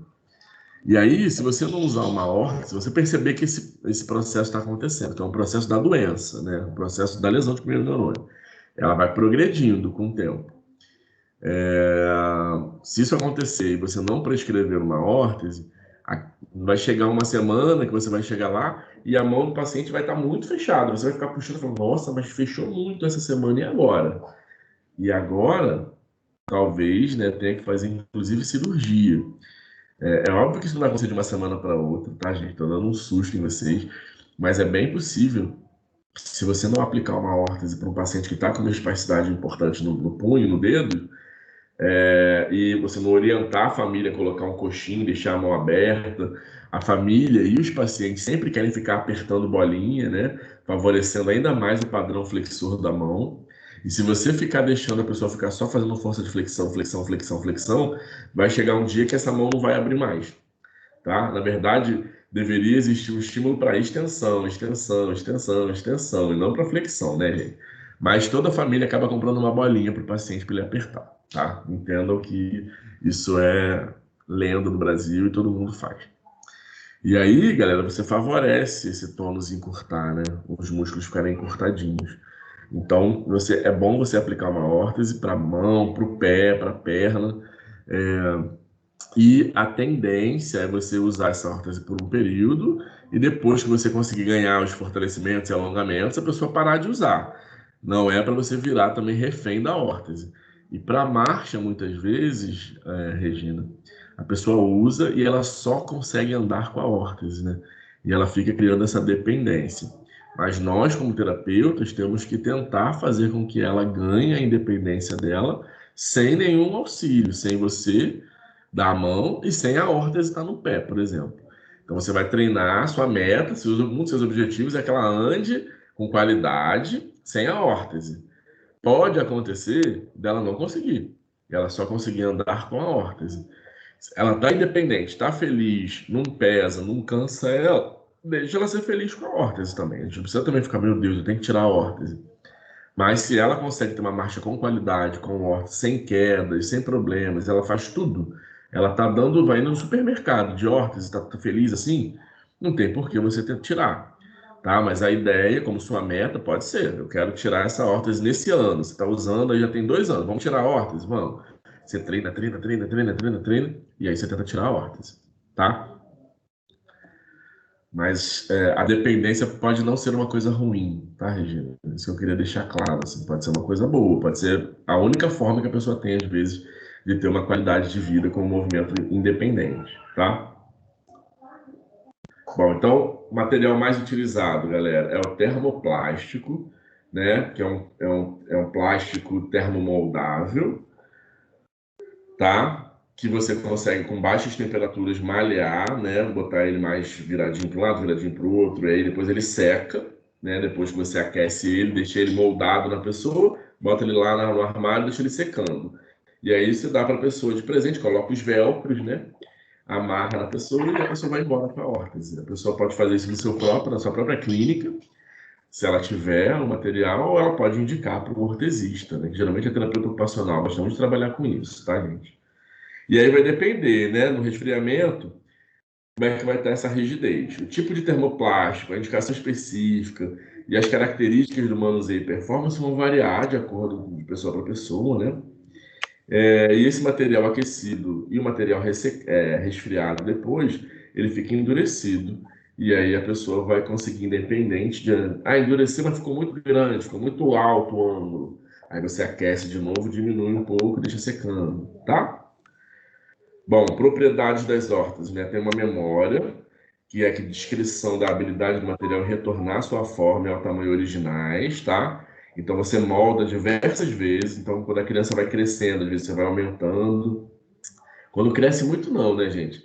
Mas quando você vê que o encurtamento diminuiu, você pode diminuir um pouquinho o ângulo, você aumenta, diminui, tá, gente? É maleável, né? Você consegue, então, deformar aquele material depois que você esquenta ele de novo, tá, gente? É elástico, né? O material ao estiramento e ele retorna à forma original. E ele é aderente, né, gente? Esse material, ele cola em si mesmo quando ele está aquecido. Então, eu pego um pedaço do termoplástico com outro, eu colo e formo um V, um vértice, alguma coisa assim, tá? Legal. As órteses podem ser estáticas ou dinâmicas. As estáticas, né, é quando você tem simplesmente o plástico e você amarra. A dinâmica é quando você tem 2 pedaços de plástico, você coloca uma dobradiça ali e aí você consegue ter maleabilidade, né? Você consegue dobrar a mão, dobrar o pé, dependendo de onde você colocar aquela órtese com plástico, tá bom, gente? É super interessante, então, você ter essas órteses quanto à mobilização, que são órteses usadas para mover as articulações, tá, gente? Então, ela está sendo utilizada para auxiliar o paciente a fazer um movimento, fazer a preensão, a fazer, né, algum movimento de extensão, tá bom? Então, são órteses para mobilidade e existem órteses para imobilidade, né? Para imobilizar as articulações, limitando, então, desvio. Então, o paciente está com desvio ulnar, por causa do tônus dele. Aí você coloca uma órtese impedindo, limitando, imobilizando aquele punho, para o punho parar de entrar em desvio. Super bom, né? E você tem órteses restritivas, que vai limitar um aspecto do movimento articular primário, tá, gente? Bom, a gente tem que observar, né, a ocupação da pessoa, se ela está usando essa órtese na mão dominante e quais são as funcionalidades que essa pessoa tem, né? Então, fala sobre o impacto da lesão social, as consequências que essa lesão pode trazer para a família e para o paciente. Então, a gente tem que tentar prescrever quando for auxiliar isso. Observar a composição familiar, né, gente? Porque é importante para se ver se tem alguém que colabore com esse indivíduo, se o indivíduo mora sozinho, se é ele que sustenta a casa, né, gente? Ele tem que ser adaptado para ele voltar a trabalhar rapidamente. Tem que ser observada a queixa do paciente, quais são as limitações, qual é a motivação que ele tem para fazer aquele tratamento com você, se ele quer ganhar movimento ou não. Aquela história que a gente conversou do SMART, né? O posicionamento, né, avaliar se tem alguma posição que ele fica por dor, uma posição que a gente chama de antálgica, ou por defesa, né? E a pele, tá, gente? Observar quando você aplica uma órtese dessas duras, se você não está machucando a pele, se não vai abrir uma úlcera, às vezes, por causa da órtese, né? Tem que colocar um acolchoado no plástico, muitas vezes, tá, gente? Então, tipos de órtese que a gente vê na neuro, galera. Essa aqui é clássica, tá? Pessoas com TCE, com AVE, com paralisia cerebral, né? Nenenzinhos com paralisia cerebral depois que crescem, que ficam com encefalopatia crônica.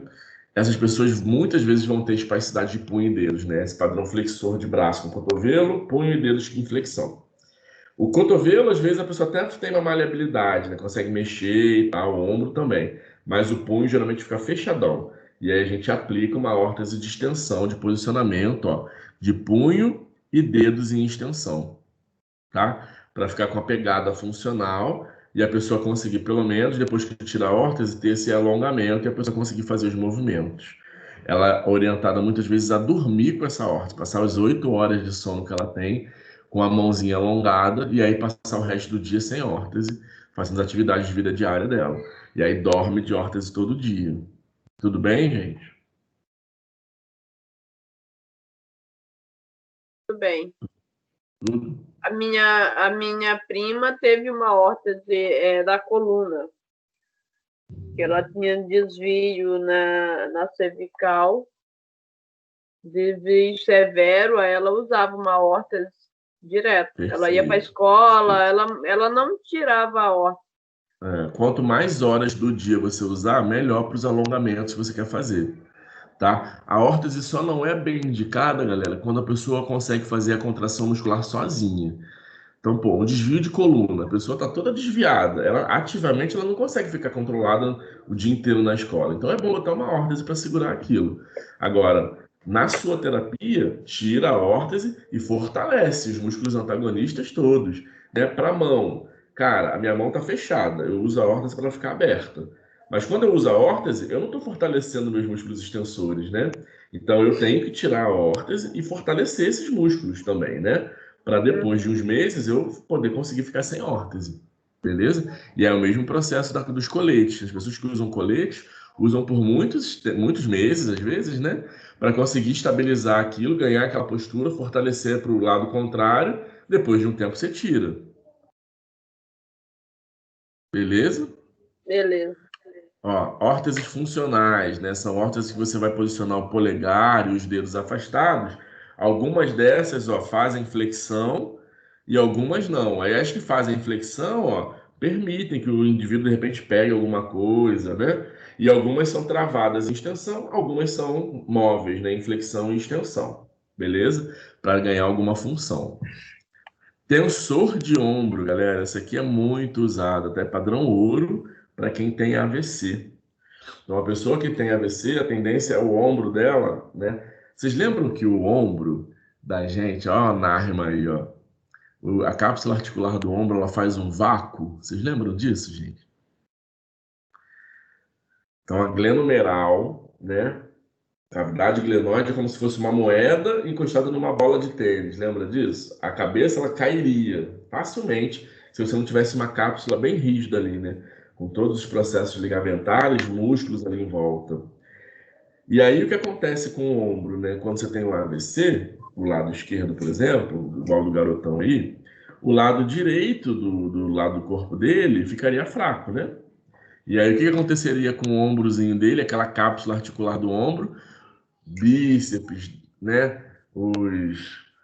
O trapézio, deltoide que está passando aqui, o tríceps atrás, essa galera toda que ajuda a estabilizar a cabeça, o manguito rotador, né, que sai lá da escápula, toda essa galera que está aqui na cabeça de húmero, prendendo aquele húmero na cavidade glenoide, esses músculos enfraquecem. Então a cápsula que estaria presinha ali, ela murcha. E aí ela murcha e a cabeça do húmero, ó, cai. É um processo muito comum a subluxação de glenomeral em pacientes com AVC, tá? O ombro cai, fica aquele sinal do sulco ou sinal da dragona, né? Que é o afastamento da cabeça da cavidade, do acrômio ali também, né? Fica com um buracão assim. E aí, todos os pacientes que têm uma tendência a fazer luxação de ombro inferior, né? Subluxação, o que se aplica hoje em dia como padrão ouro é esse tensor, tá? É uma veste, ó, que você coloca no húmero, aí tem um velcro que amarra aqui nas costas e na frente, tá vendo? É importante aplicar o tensor, por quê, galera? A gente não quer que o ombro caia, beleza? Só que esses indivíduos, pode usar encapsulante adesiva também, esses indivíduos, eles têm uma tendência a fazer espasticidade, que é isso que a gente está falando pra caramba hoje, né? Que é o cotovelo, punho e dedos ficarem dobrados. Aí, o que se fazia muito, muito em fisioterapia neurofuncional, galera, antigamente? Colocava uma tipóia. O que é tipóia? É igual quando a gente quebra o braço lá, né, galera? Pega uma atadura, enrola no pescoço e apoia o braço aqui na tipóia. Funciona para a cabeça do húmero não cair? Até funciona, né? Você amarra bem, ó, o braço fica amarradinho aqui no corpo, a cabeça para de luxar, né? Só que a tipóia favorece o padrão flexor da espasticidade. Que aí o braço fica dobrado e a tendência desse braço já é ficar dobrado o dia inteiro, porque ele tem espasticidade. Se ele não tem, ele vai ter daqui a algumas semanas, daqui a alguns meses, porque a espasticidade vai aparecer no paciente com AVC. Então, o tensor não faz esse processo no cotovelo. Ó. O cotovelo fica livre. O cotovelo pode ficar para baixo e a pessoa com um tensor segurando a cabeça do húmero dela lá. Então, hoje em dia é muito mais preconizado, tá, galera? Se vocês forem atender o paciente com AVC, usem, prescrevam o tensor. Não coloca tipóia, por favor, tá, gente? Porque a tipóia vai fazer esse braço ficar dobrado. E aí, depois que esse cotovelo ficar dobrado, daqui a 2 meses você vai atender ele, o cotovelo não estica mais. E aí só vai fazer com cirurgia depois, tá? Porque ele anquilosa rapidinho. Então usem os tensores, tá bom? Tensor também tem de punho, né, galera? Com o polegar preso ou solto, ó, para manter a estabilidade de punho. Quando a pessoa tem uma possibilidade de luxação de punho, também é importante usar o tensor. Ó, tensor com extensão de polegar é super importante, né, para manter o polegar afastado dos outros dedos, que a tendência também é o polegar entrar, né, o polegar fazer flexão. Então você mantém o polegar afastado e aí mantém a mão ativa com o punho neutro. É super importante o tensor de punho, às vezes, né, nesses pacientes com estabilidade, com flexão de punho por espasticidade. Tensores em joelhos, tá, gente? Também são muito utilizados. Geralmente, esses tensores de joelho, eles vão ter aqui, ó, no meio, ferrinho, tá, gente? Você pode manter o joelho semiflexionado ou completamente estendido, travado. E aí a pessoa não faz flexão de joelho por algum motivo, tá? É bem utilizado os tensores de joelho. E também tem tensores de tornozelo, né? Quando você quer manter o tornozelo em neutro, você não está permitindo fazer uma dorsal ou uma ponte, tem uma inversão, uma eversão de pé, aí você coloca um tensor no tornozelo, tá bom? São geralmente com tecido, né? Com velcros, e alguns têm pedaços de ferro em volta, né? Dependendo de onde você quer travar. Tudo bem? Vocês conheciam já os tensores, né? Conheciam, gente? Sim? Sim. Sim. Essa aqui é uma órtese com termoplástico. Essa aqui é do SUS, tá, galera? Eu gosto de trazer o exemplo da vida real, porque eu não sei se vocês vão trabalhar no Copador ou se vocês vão trabalhar lá no Albert Schweitzer em Realengo, tá, gente? Então, essa aqui é uma órtese do SUS. É uma órtese do tipo AFO, tá? Que a gente chama órtese de tornozelo e pé, tá? É órtese do AFO, né? O que é o AFO? É uma sigla em inglês, tá? É ankle, que é tornozelo, foot, que é pé, órteses, beleza? Então é órtese, tornozelo e pé. Aí você fica então com o tornozelo aqui, ó, e o pé presos nessa órtese com velcro. Aqui é duro, é um plástico, tá, gente? E aqui é um velcro maleável com uma borrachinha, ó, tanto no dorso do pé quanto no tornozelo, amarrados para esse pé não ficar para baixo nem ficar para cima. Ele fica ali no neutro, tá? Neutraliza o tornozelo e o pé. Essa é o mesmo tipo de órtese, ó, só que articulado, tá vendo? Permite que a pessoa faça uma dorsiflexão, não permite a plante, né? Não permite o pé equino, permite que ele faça uma dorse, ó. Toda vez que ele vai andar, ele consegue articular a órtese para frente, faz uma dorse, aí na hora de fazer a plante, ele trava aqui atrás, ele não deixa o pé ficar em neutro, tá? Então esse é um tipo de AFO, né? Que é tornozelo e pé articulados. E aí tem modelos mais high-techs, né, galera? Galera da Autobock, tem diversas empresas hoje em dia que são mais, né, são privadas, e eles vendem órteses do Mickey e da Minnie para criança, ó, tornozelo e pé presinhos nos velcros. Tem órteses que ficam encaixadas no sapato aqui, ó, galera, ó. Você coloca atrás aqui na panturrilha amarradinho o velcro, encaixa dentro do seu sapatinho, ó, ninguém vê, só fica ali atrás.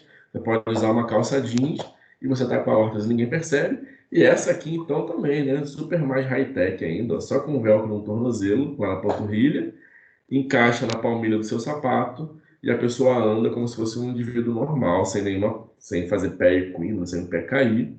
Uma AFO. Essas todas aqui rígidas, né? Elas não permitem a articulação ali do tornozelo com o pé, mas super escondidinhas, ó. Você nem percebe que a pessoa está de órtese. Beleza? Tornozelo e pé, são as AFOs, beleza? A gente também tem as CAFOs, que é órtese, tornozelo, pé e o K de knee, em inglês, que é joelho. Então é órtese, joelho, tornozelo e pé. Então são as órteses que você vai amarrar na coxa, elas vão ter uma articulação no joelho, amarra no tornozelo, na panturrilha e vai ter lá a palmilha dentro do sapato. A do SUS é essa aqui, mais feiozona, né? Cheia de velcro, com termoplástico branco, ou essa aqui cheia de metal em volta, e essas mais high-tech são as privadas, né? Mas a intenção é sempre a mesma, é você travar joelho e tornozelo. Esse joelho anda estendido, tá, gente? Ele não flexiona hora nenhuma, a não ser que você tenha uma órtese, ó, com flexão de joelho, que é essa aqui. Então, na hora que você pisa, ele trava em extensão, na hora que você faz a fase de balanço, ele faz uma flexãozinha do joelho, aí você pisa, ela faz uma extensão. São órteses mais, né, eletrônicas, tá? Ó, que auxiliam a extensão e a flexão do joelho, ó.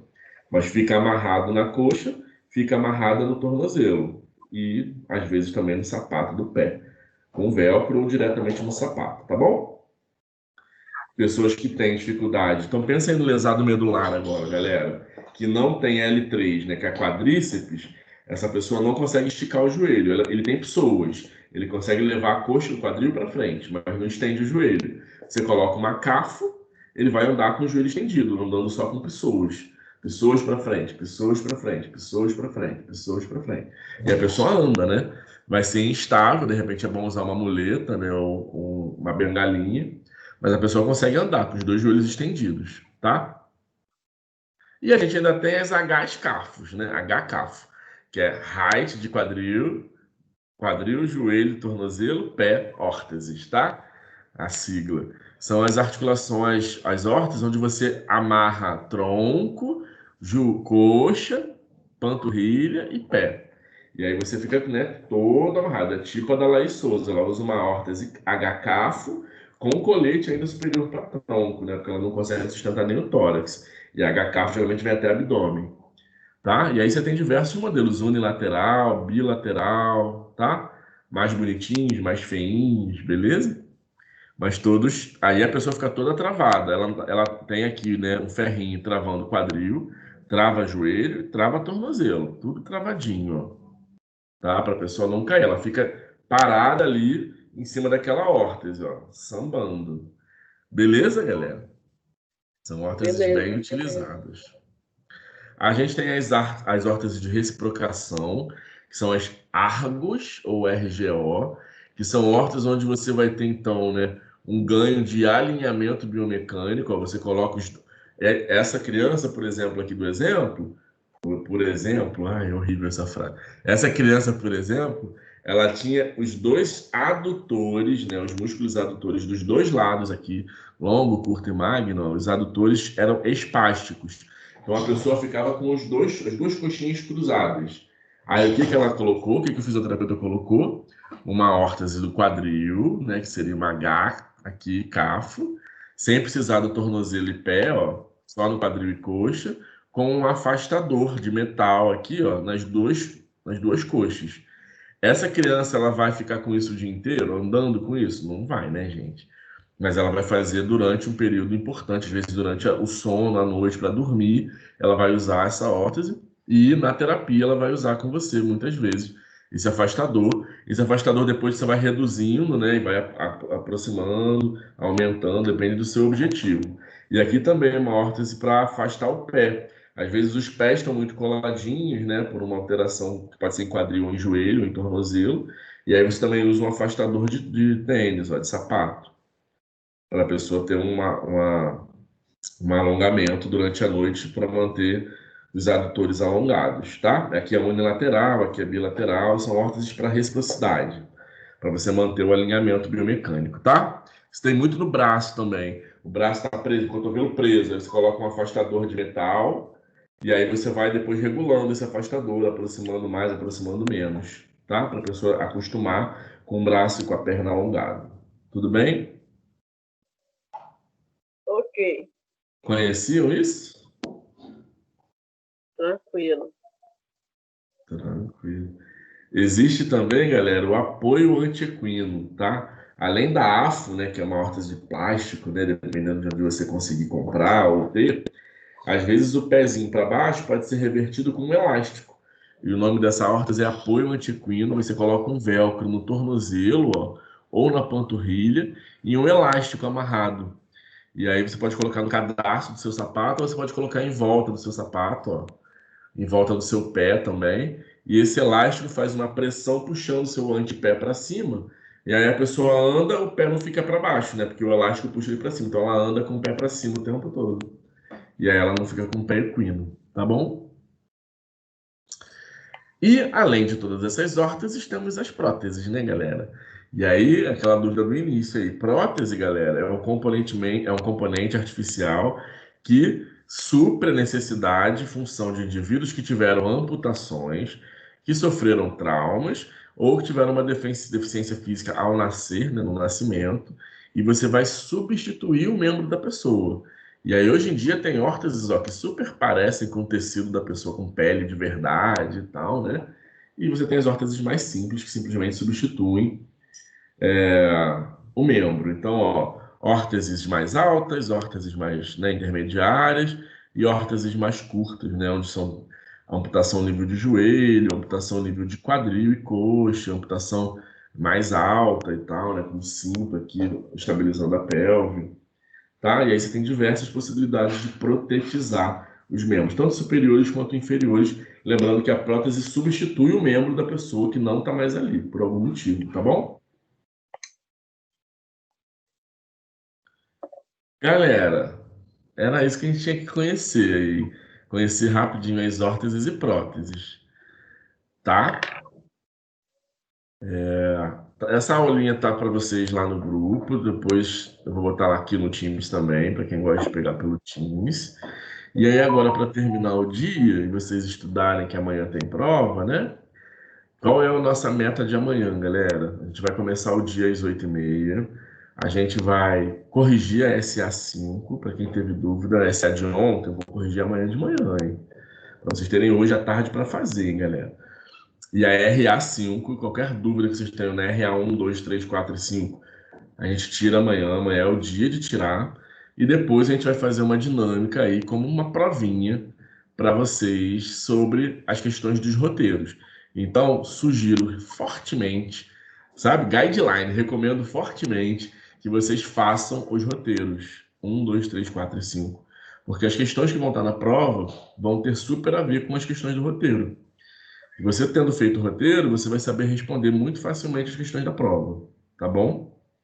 Então, eu sugiro que vocês façam, galera.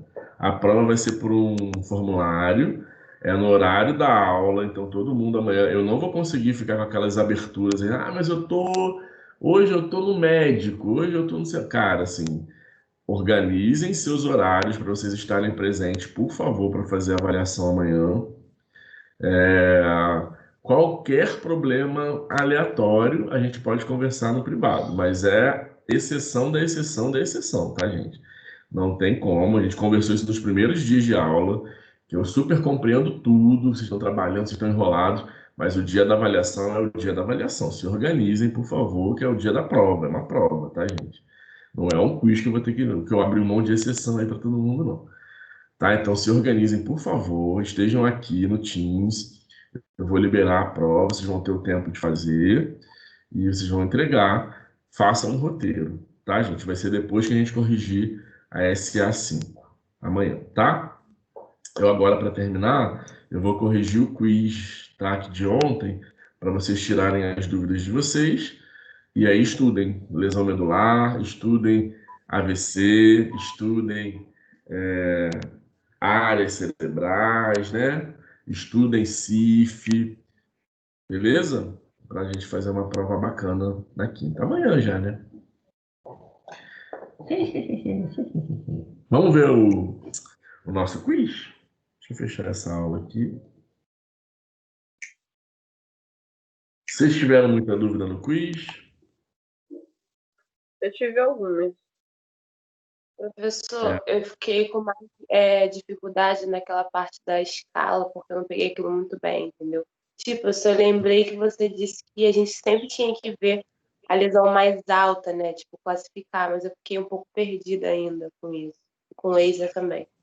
Você gravou a coisa certa, Gabi. Lembra de sempre, se tem 2 níveis ali, o nível neurológico provavelmente vai ser sempre mais alto. Então você decorou a coisa certa. Mas deixa eu tentar abrir aqui, deixa eu ver se meu computador vai me permitir essa façanha, que é abrir alguma coisa além do Teams e da aula. Ele vai deixar assim, ele hoje está de bem com a vida comigo. Eu tô com fome, gente.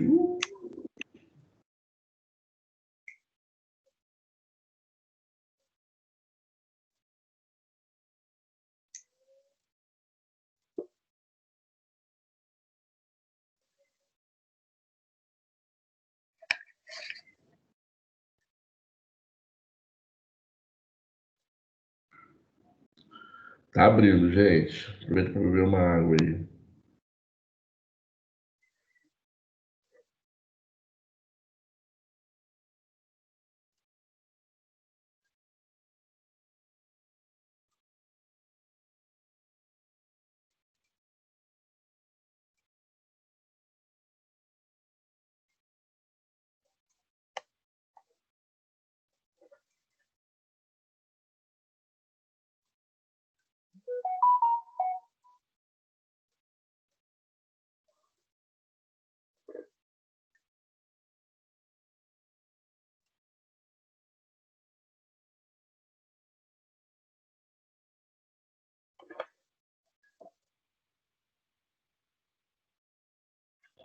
Abriu.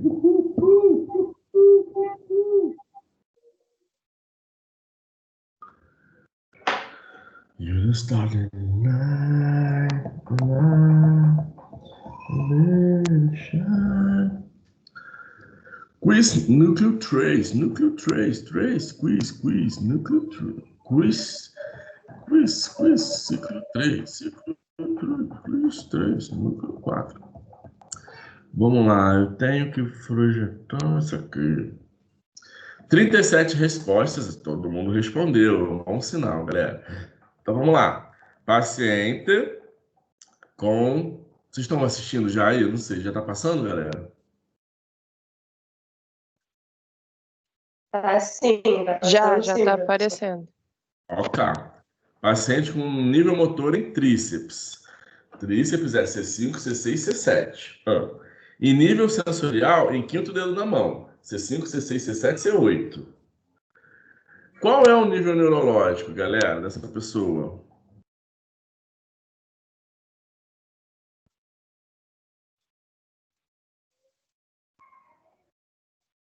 Eu marquei C7 e ainda não consegui entender porque é C8. Porque tá errada, a resposta é C7. Parabéns. Muito parabéns para você que marcou C7, porque a resposta realmente é C7, é o nível mais alto. Quem falou isso? Eu, Ana Kelly. Ana Kelly, relaxa, tá vendo? Às vezes é isso, às vezes a resposta marcada aqui não estava certa, viu? Vamos confirmar todas. Paciente com nível motor no tibial anterior. L2, L3, L4.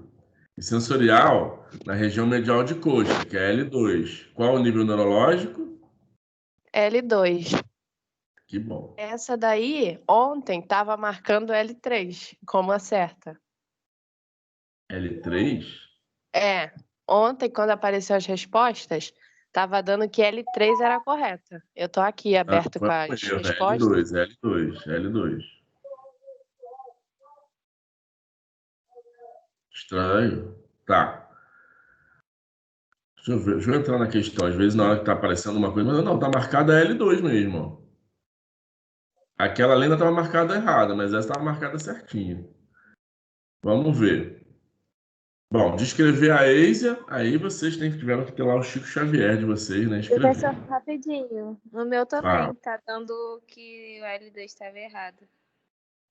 Não, é L2, galera. Depois eu vejo a resposta de todo mundo.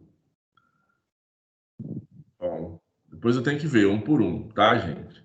Mas fica tranquilo que é L2, vocês estão certos. Tá? Aí, ó. Nível motor L5.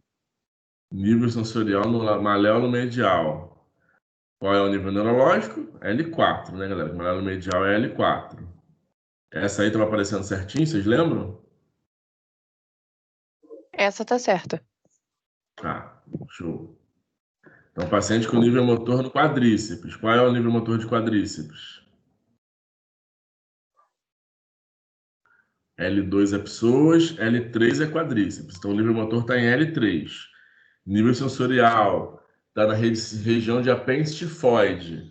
Qual é o nível do apêndice tifoide, galera? T7. T7. E aí, qual seria o nível neurológico? A única que tem T7 aqui é essa. E a Eisia C por quê, galera? Porque tem contração muscular abaixo da lesão, né? E aí podia ser Eisia C ou Eisia D. Tá dizendo que é um Eisia C T7. Paciente com nível motor em T1. T1 é a abdução do quinto, né? E nível sensorial no calcâneo, galera. Lá no calcâneo é S1. Qual é a Eisia, galera? T1 com Eisia B, né? Que aí tem sensibilidade até o pé. Só sensibilidade, né? Parte motora parou em T1. Então, Eisia B, T1. Tava certo essa? Essa também tá certa. Tá. Vamos lá. Paciente com nível motor no bíceps, C5. E sensorial na região medial de cotovelo. T1, né? Qual o nível neurológico? C5. Tava C5 também? Aham. Tava. Descreva o processo de desmelinização que vão acontecer em doenças como da RA de vocês aí, que a gente já falou um pouquinho de desmelinização no início do período. Tinha que falar essa história, então, né, da mielina, ajudar a fazer a condução saltatória. Quando você desmeliniza, você perde essa condução, né? Essa historinha. Paciente com nível motor em pessoas, L2.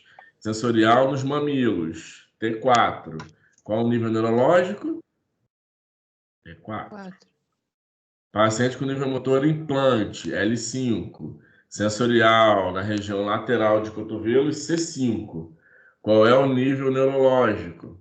Não fala qual é o grau de força muscular, não dá para saber se é ISA B, C ou D, né? Mas daqui a resposta que está com nível em C5, ó, é o EISA-D. Então é um EISA-D C5.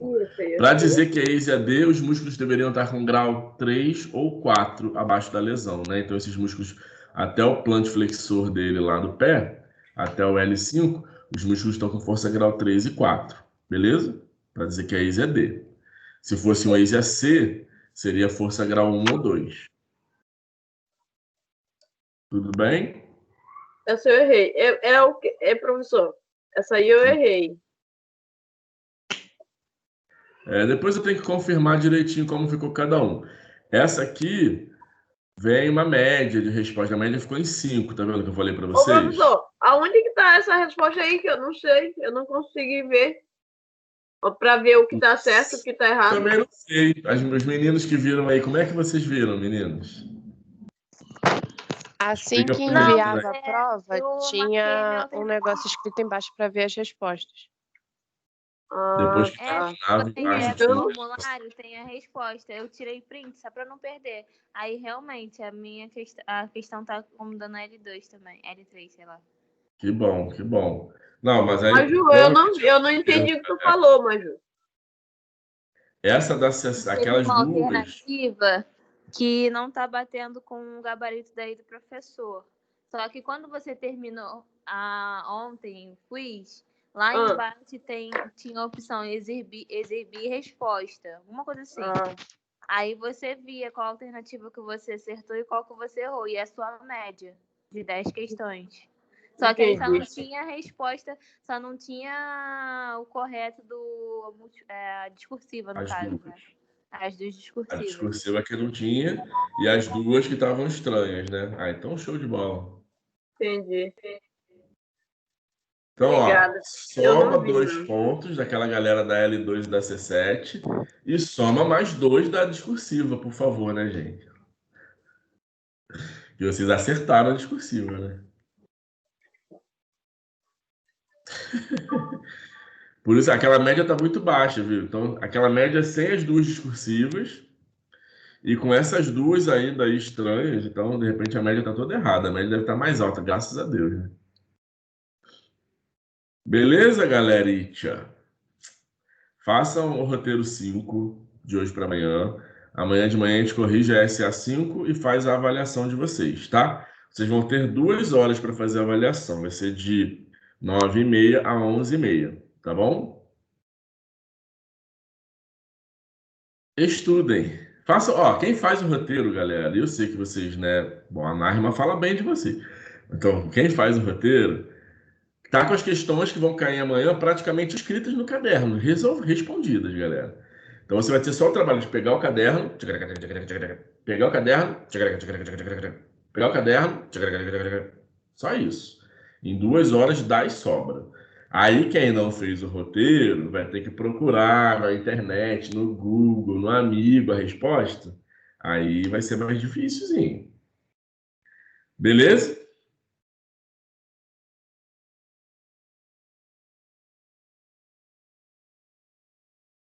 Beleza. Beleza, professor. Se eu tiver dúvida, eu vou te mandar de novo, hein? Que, Gabi? Se eu tiver dúvida, eu vou te mandar mensagem de novo. Ah, manda do projeto. E temos amanhã que fazer a autoavaliação. Eu vou colocar um formulário também para vocês responderem lá como vocês se enxergaram nesse processo do ciclo 1, que é a autoavaliação de vocês, tá? Vale 1 pontinho aí, vale 10, né? Mas Enfim, vai valer 1 ponto da sua média. Respondam com sinceridade. Certo, gente? Então amanhã a gente se vê. Fiquem bem, estudem, que amanhã tem prova de verdade. E fiquem bem. Terça-feira é o projeto. Projeto, hein, gente? Projeto. Tudo bem? Alguém quer tirar alguma dúvida? Vou parar a gravação aqui. Tá difícil a prova?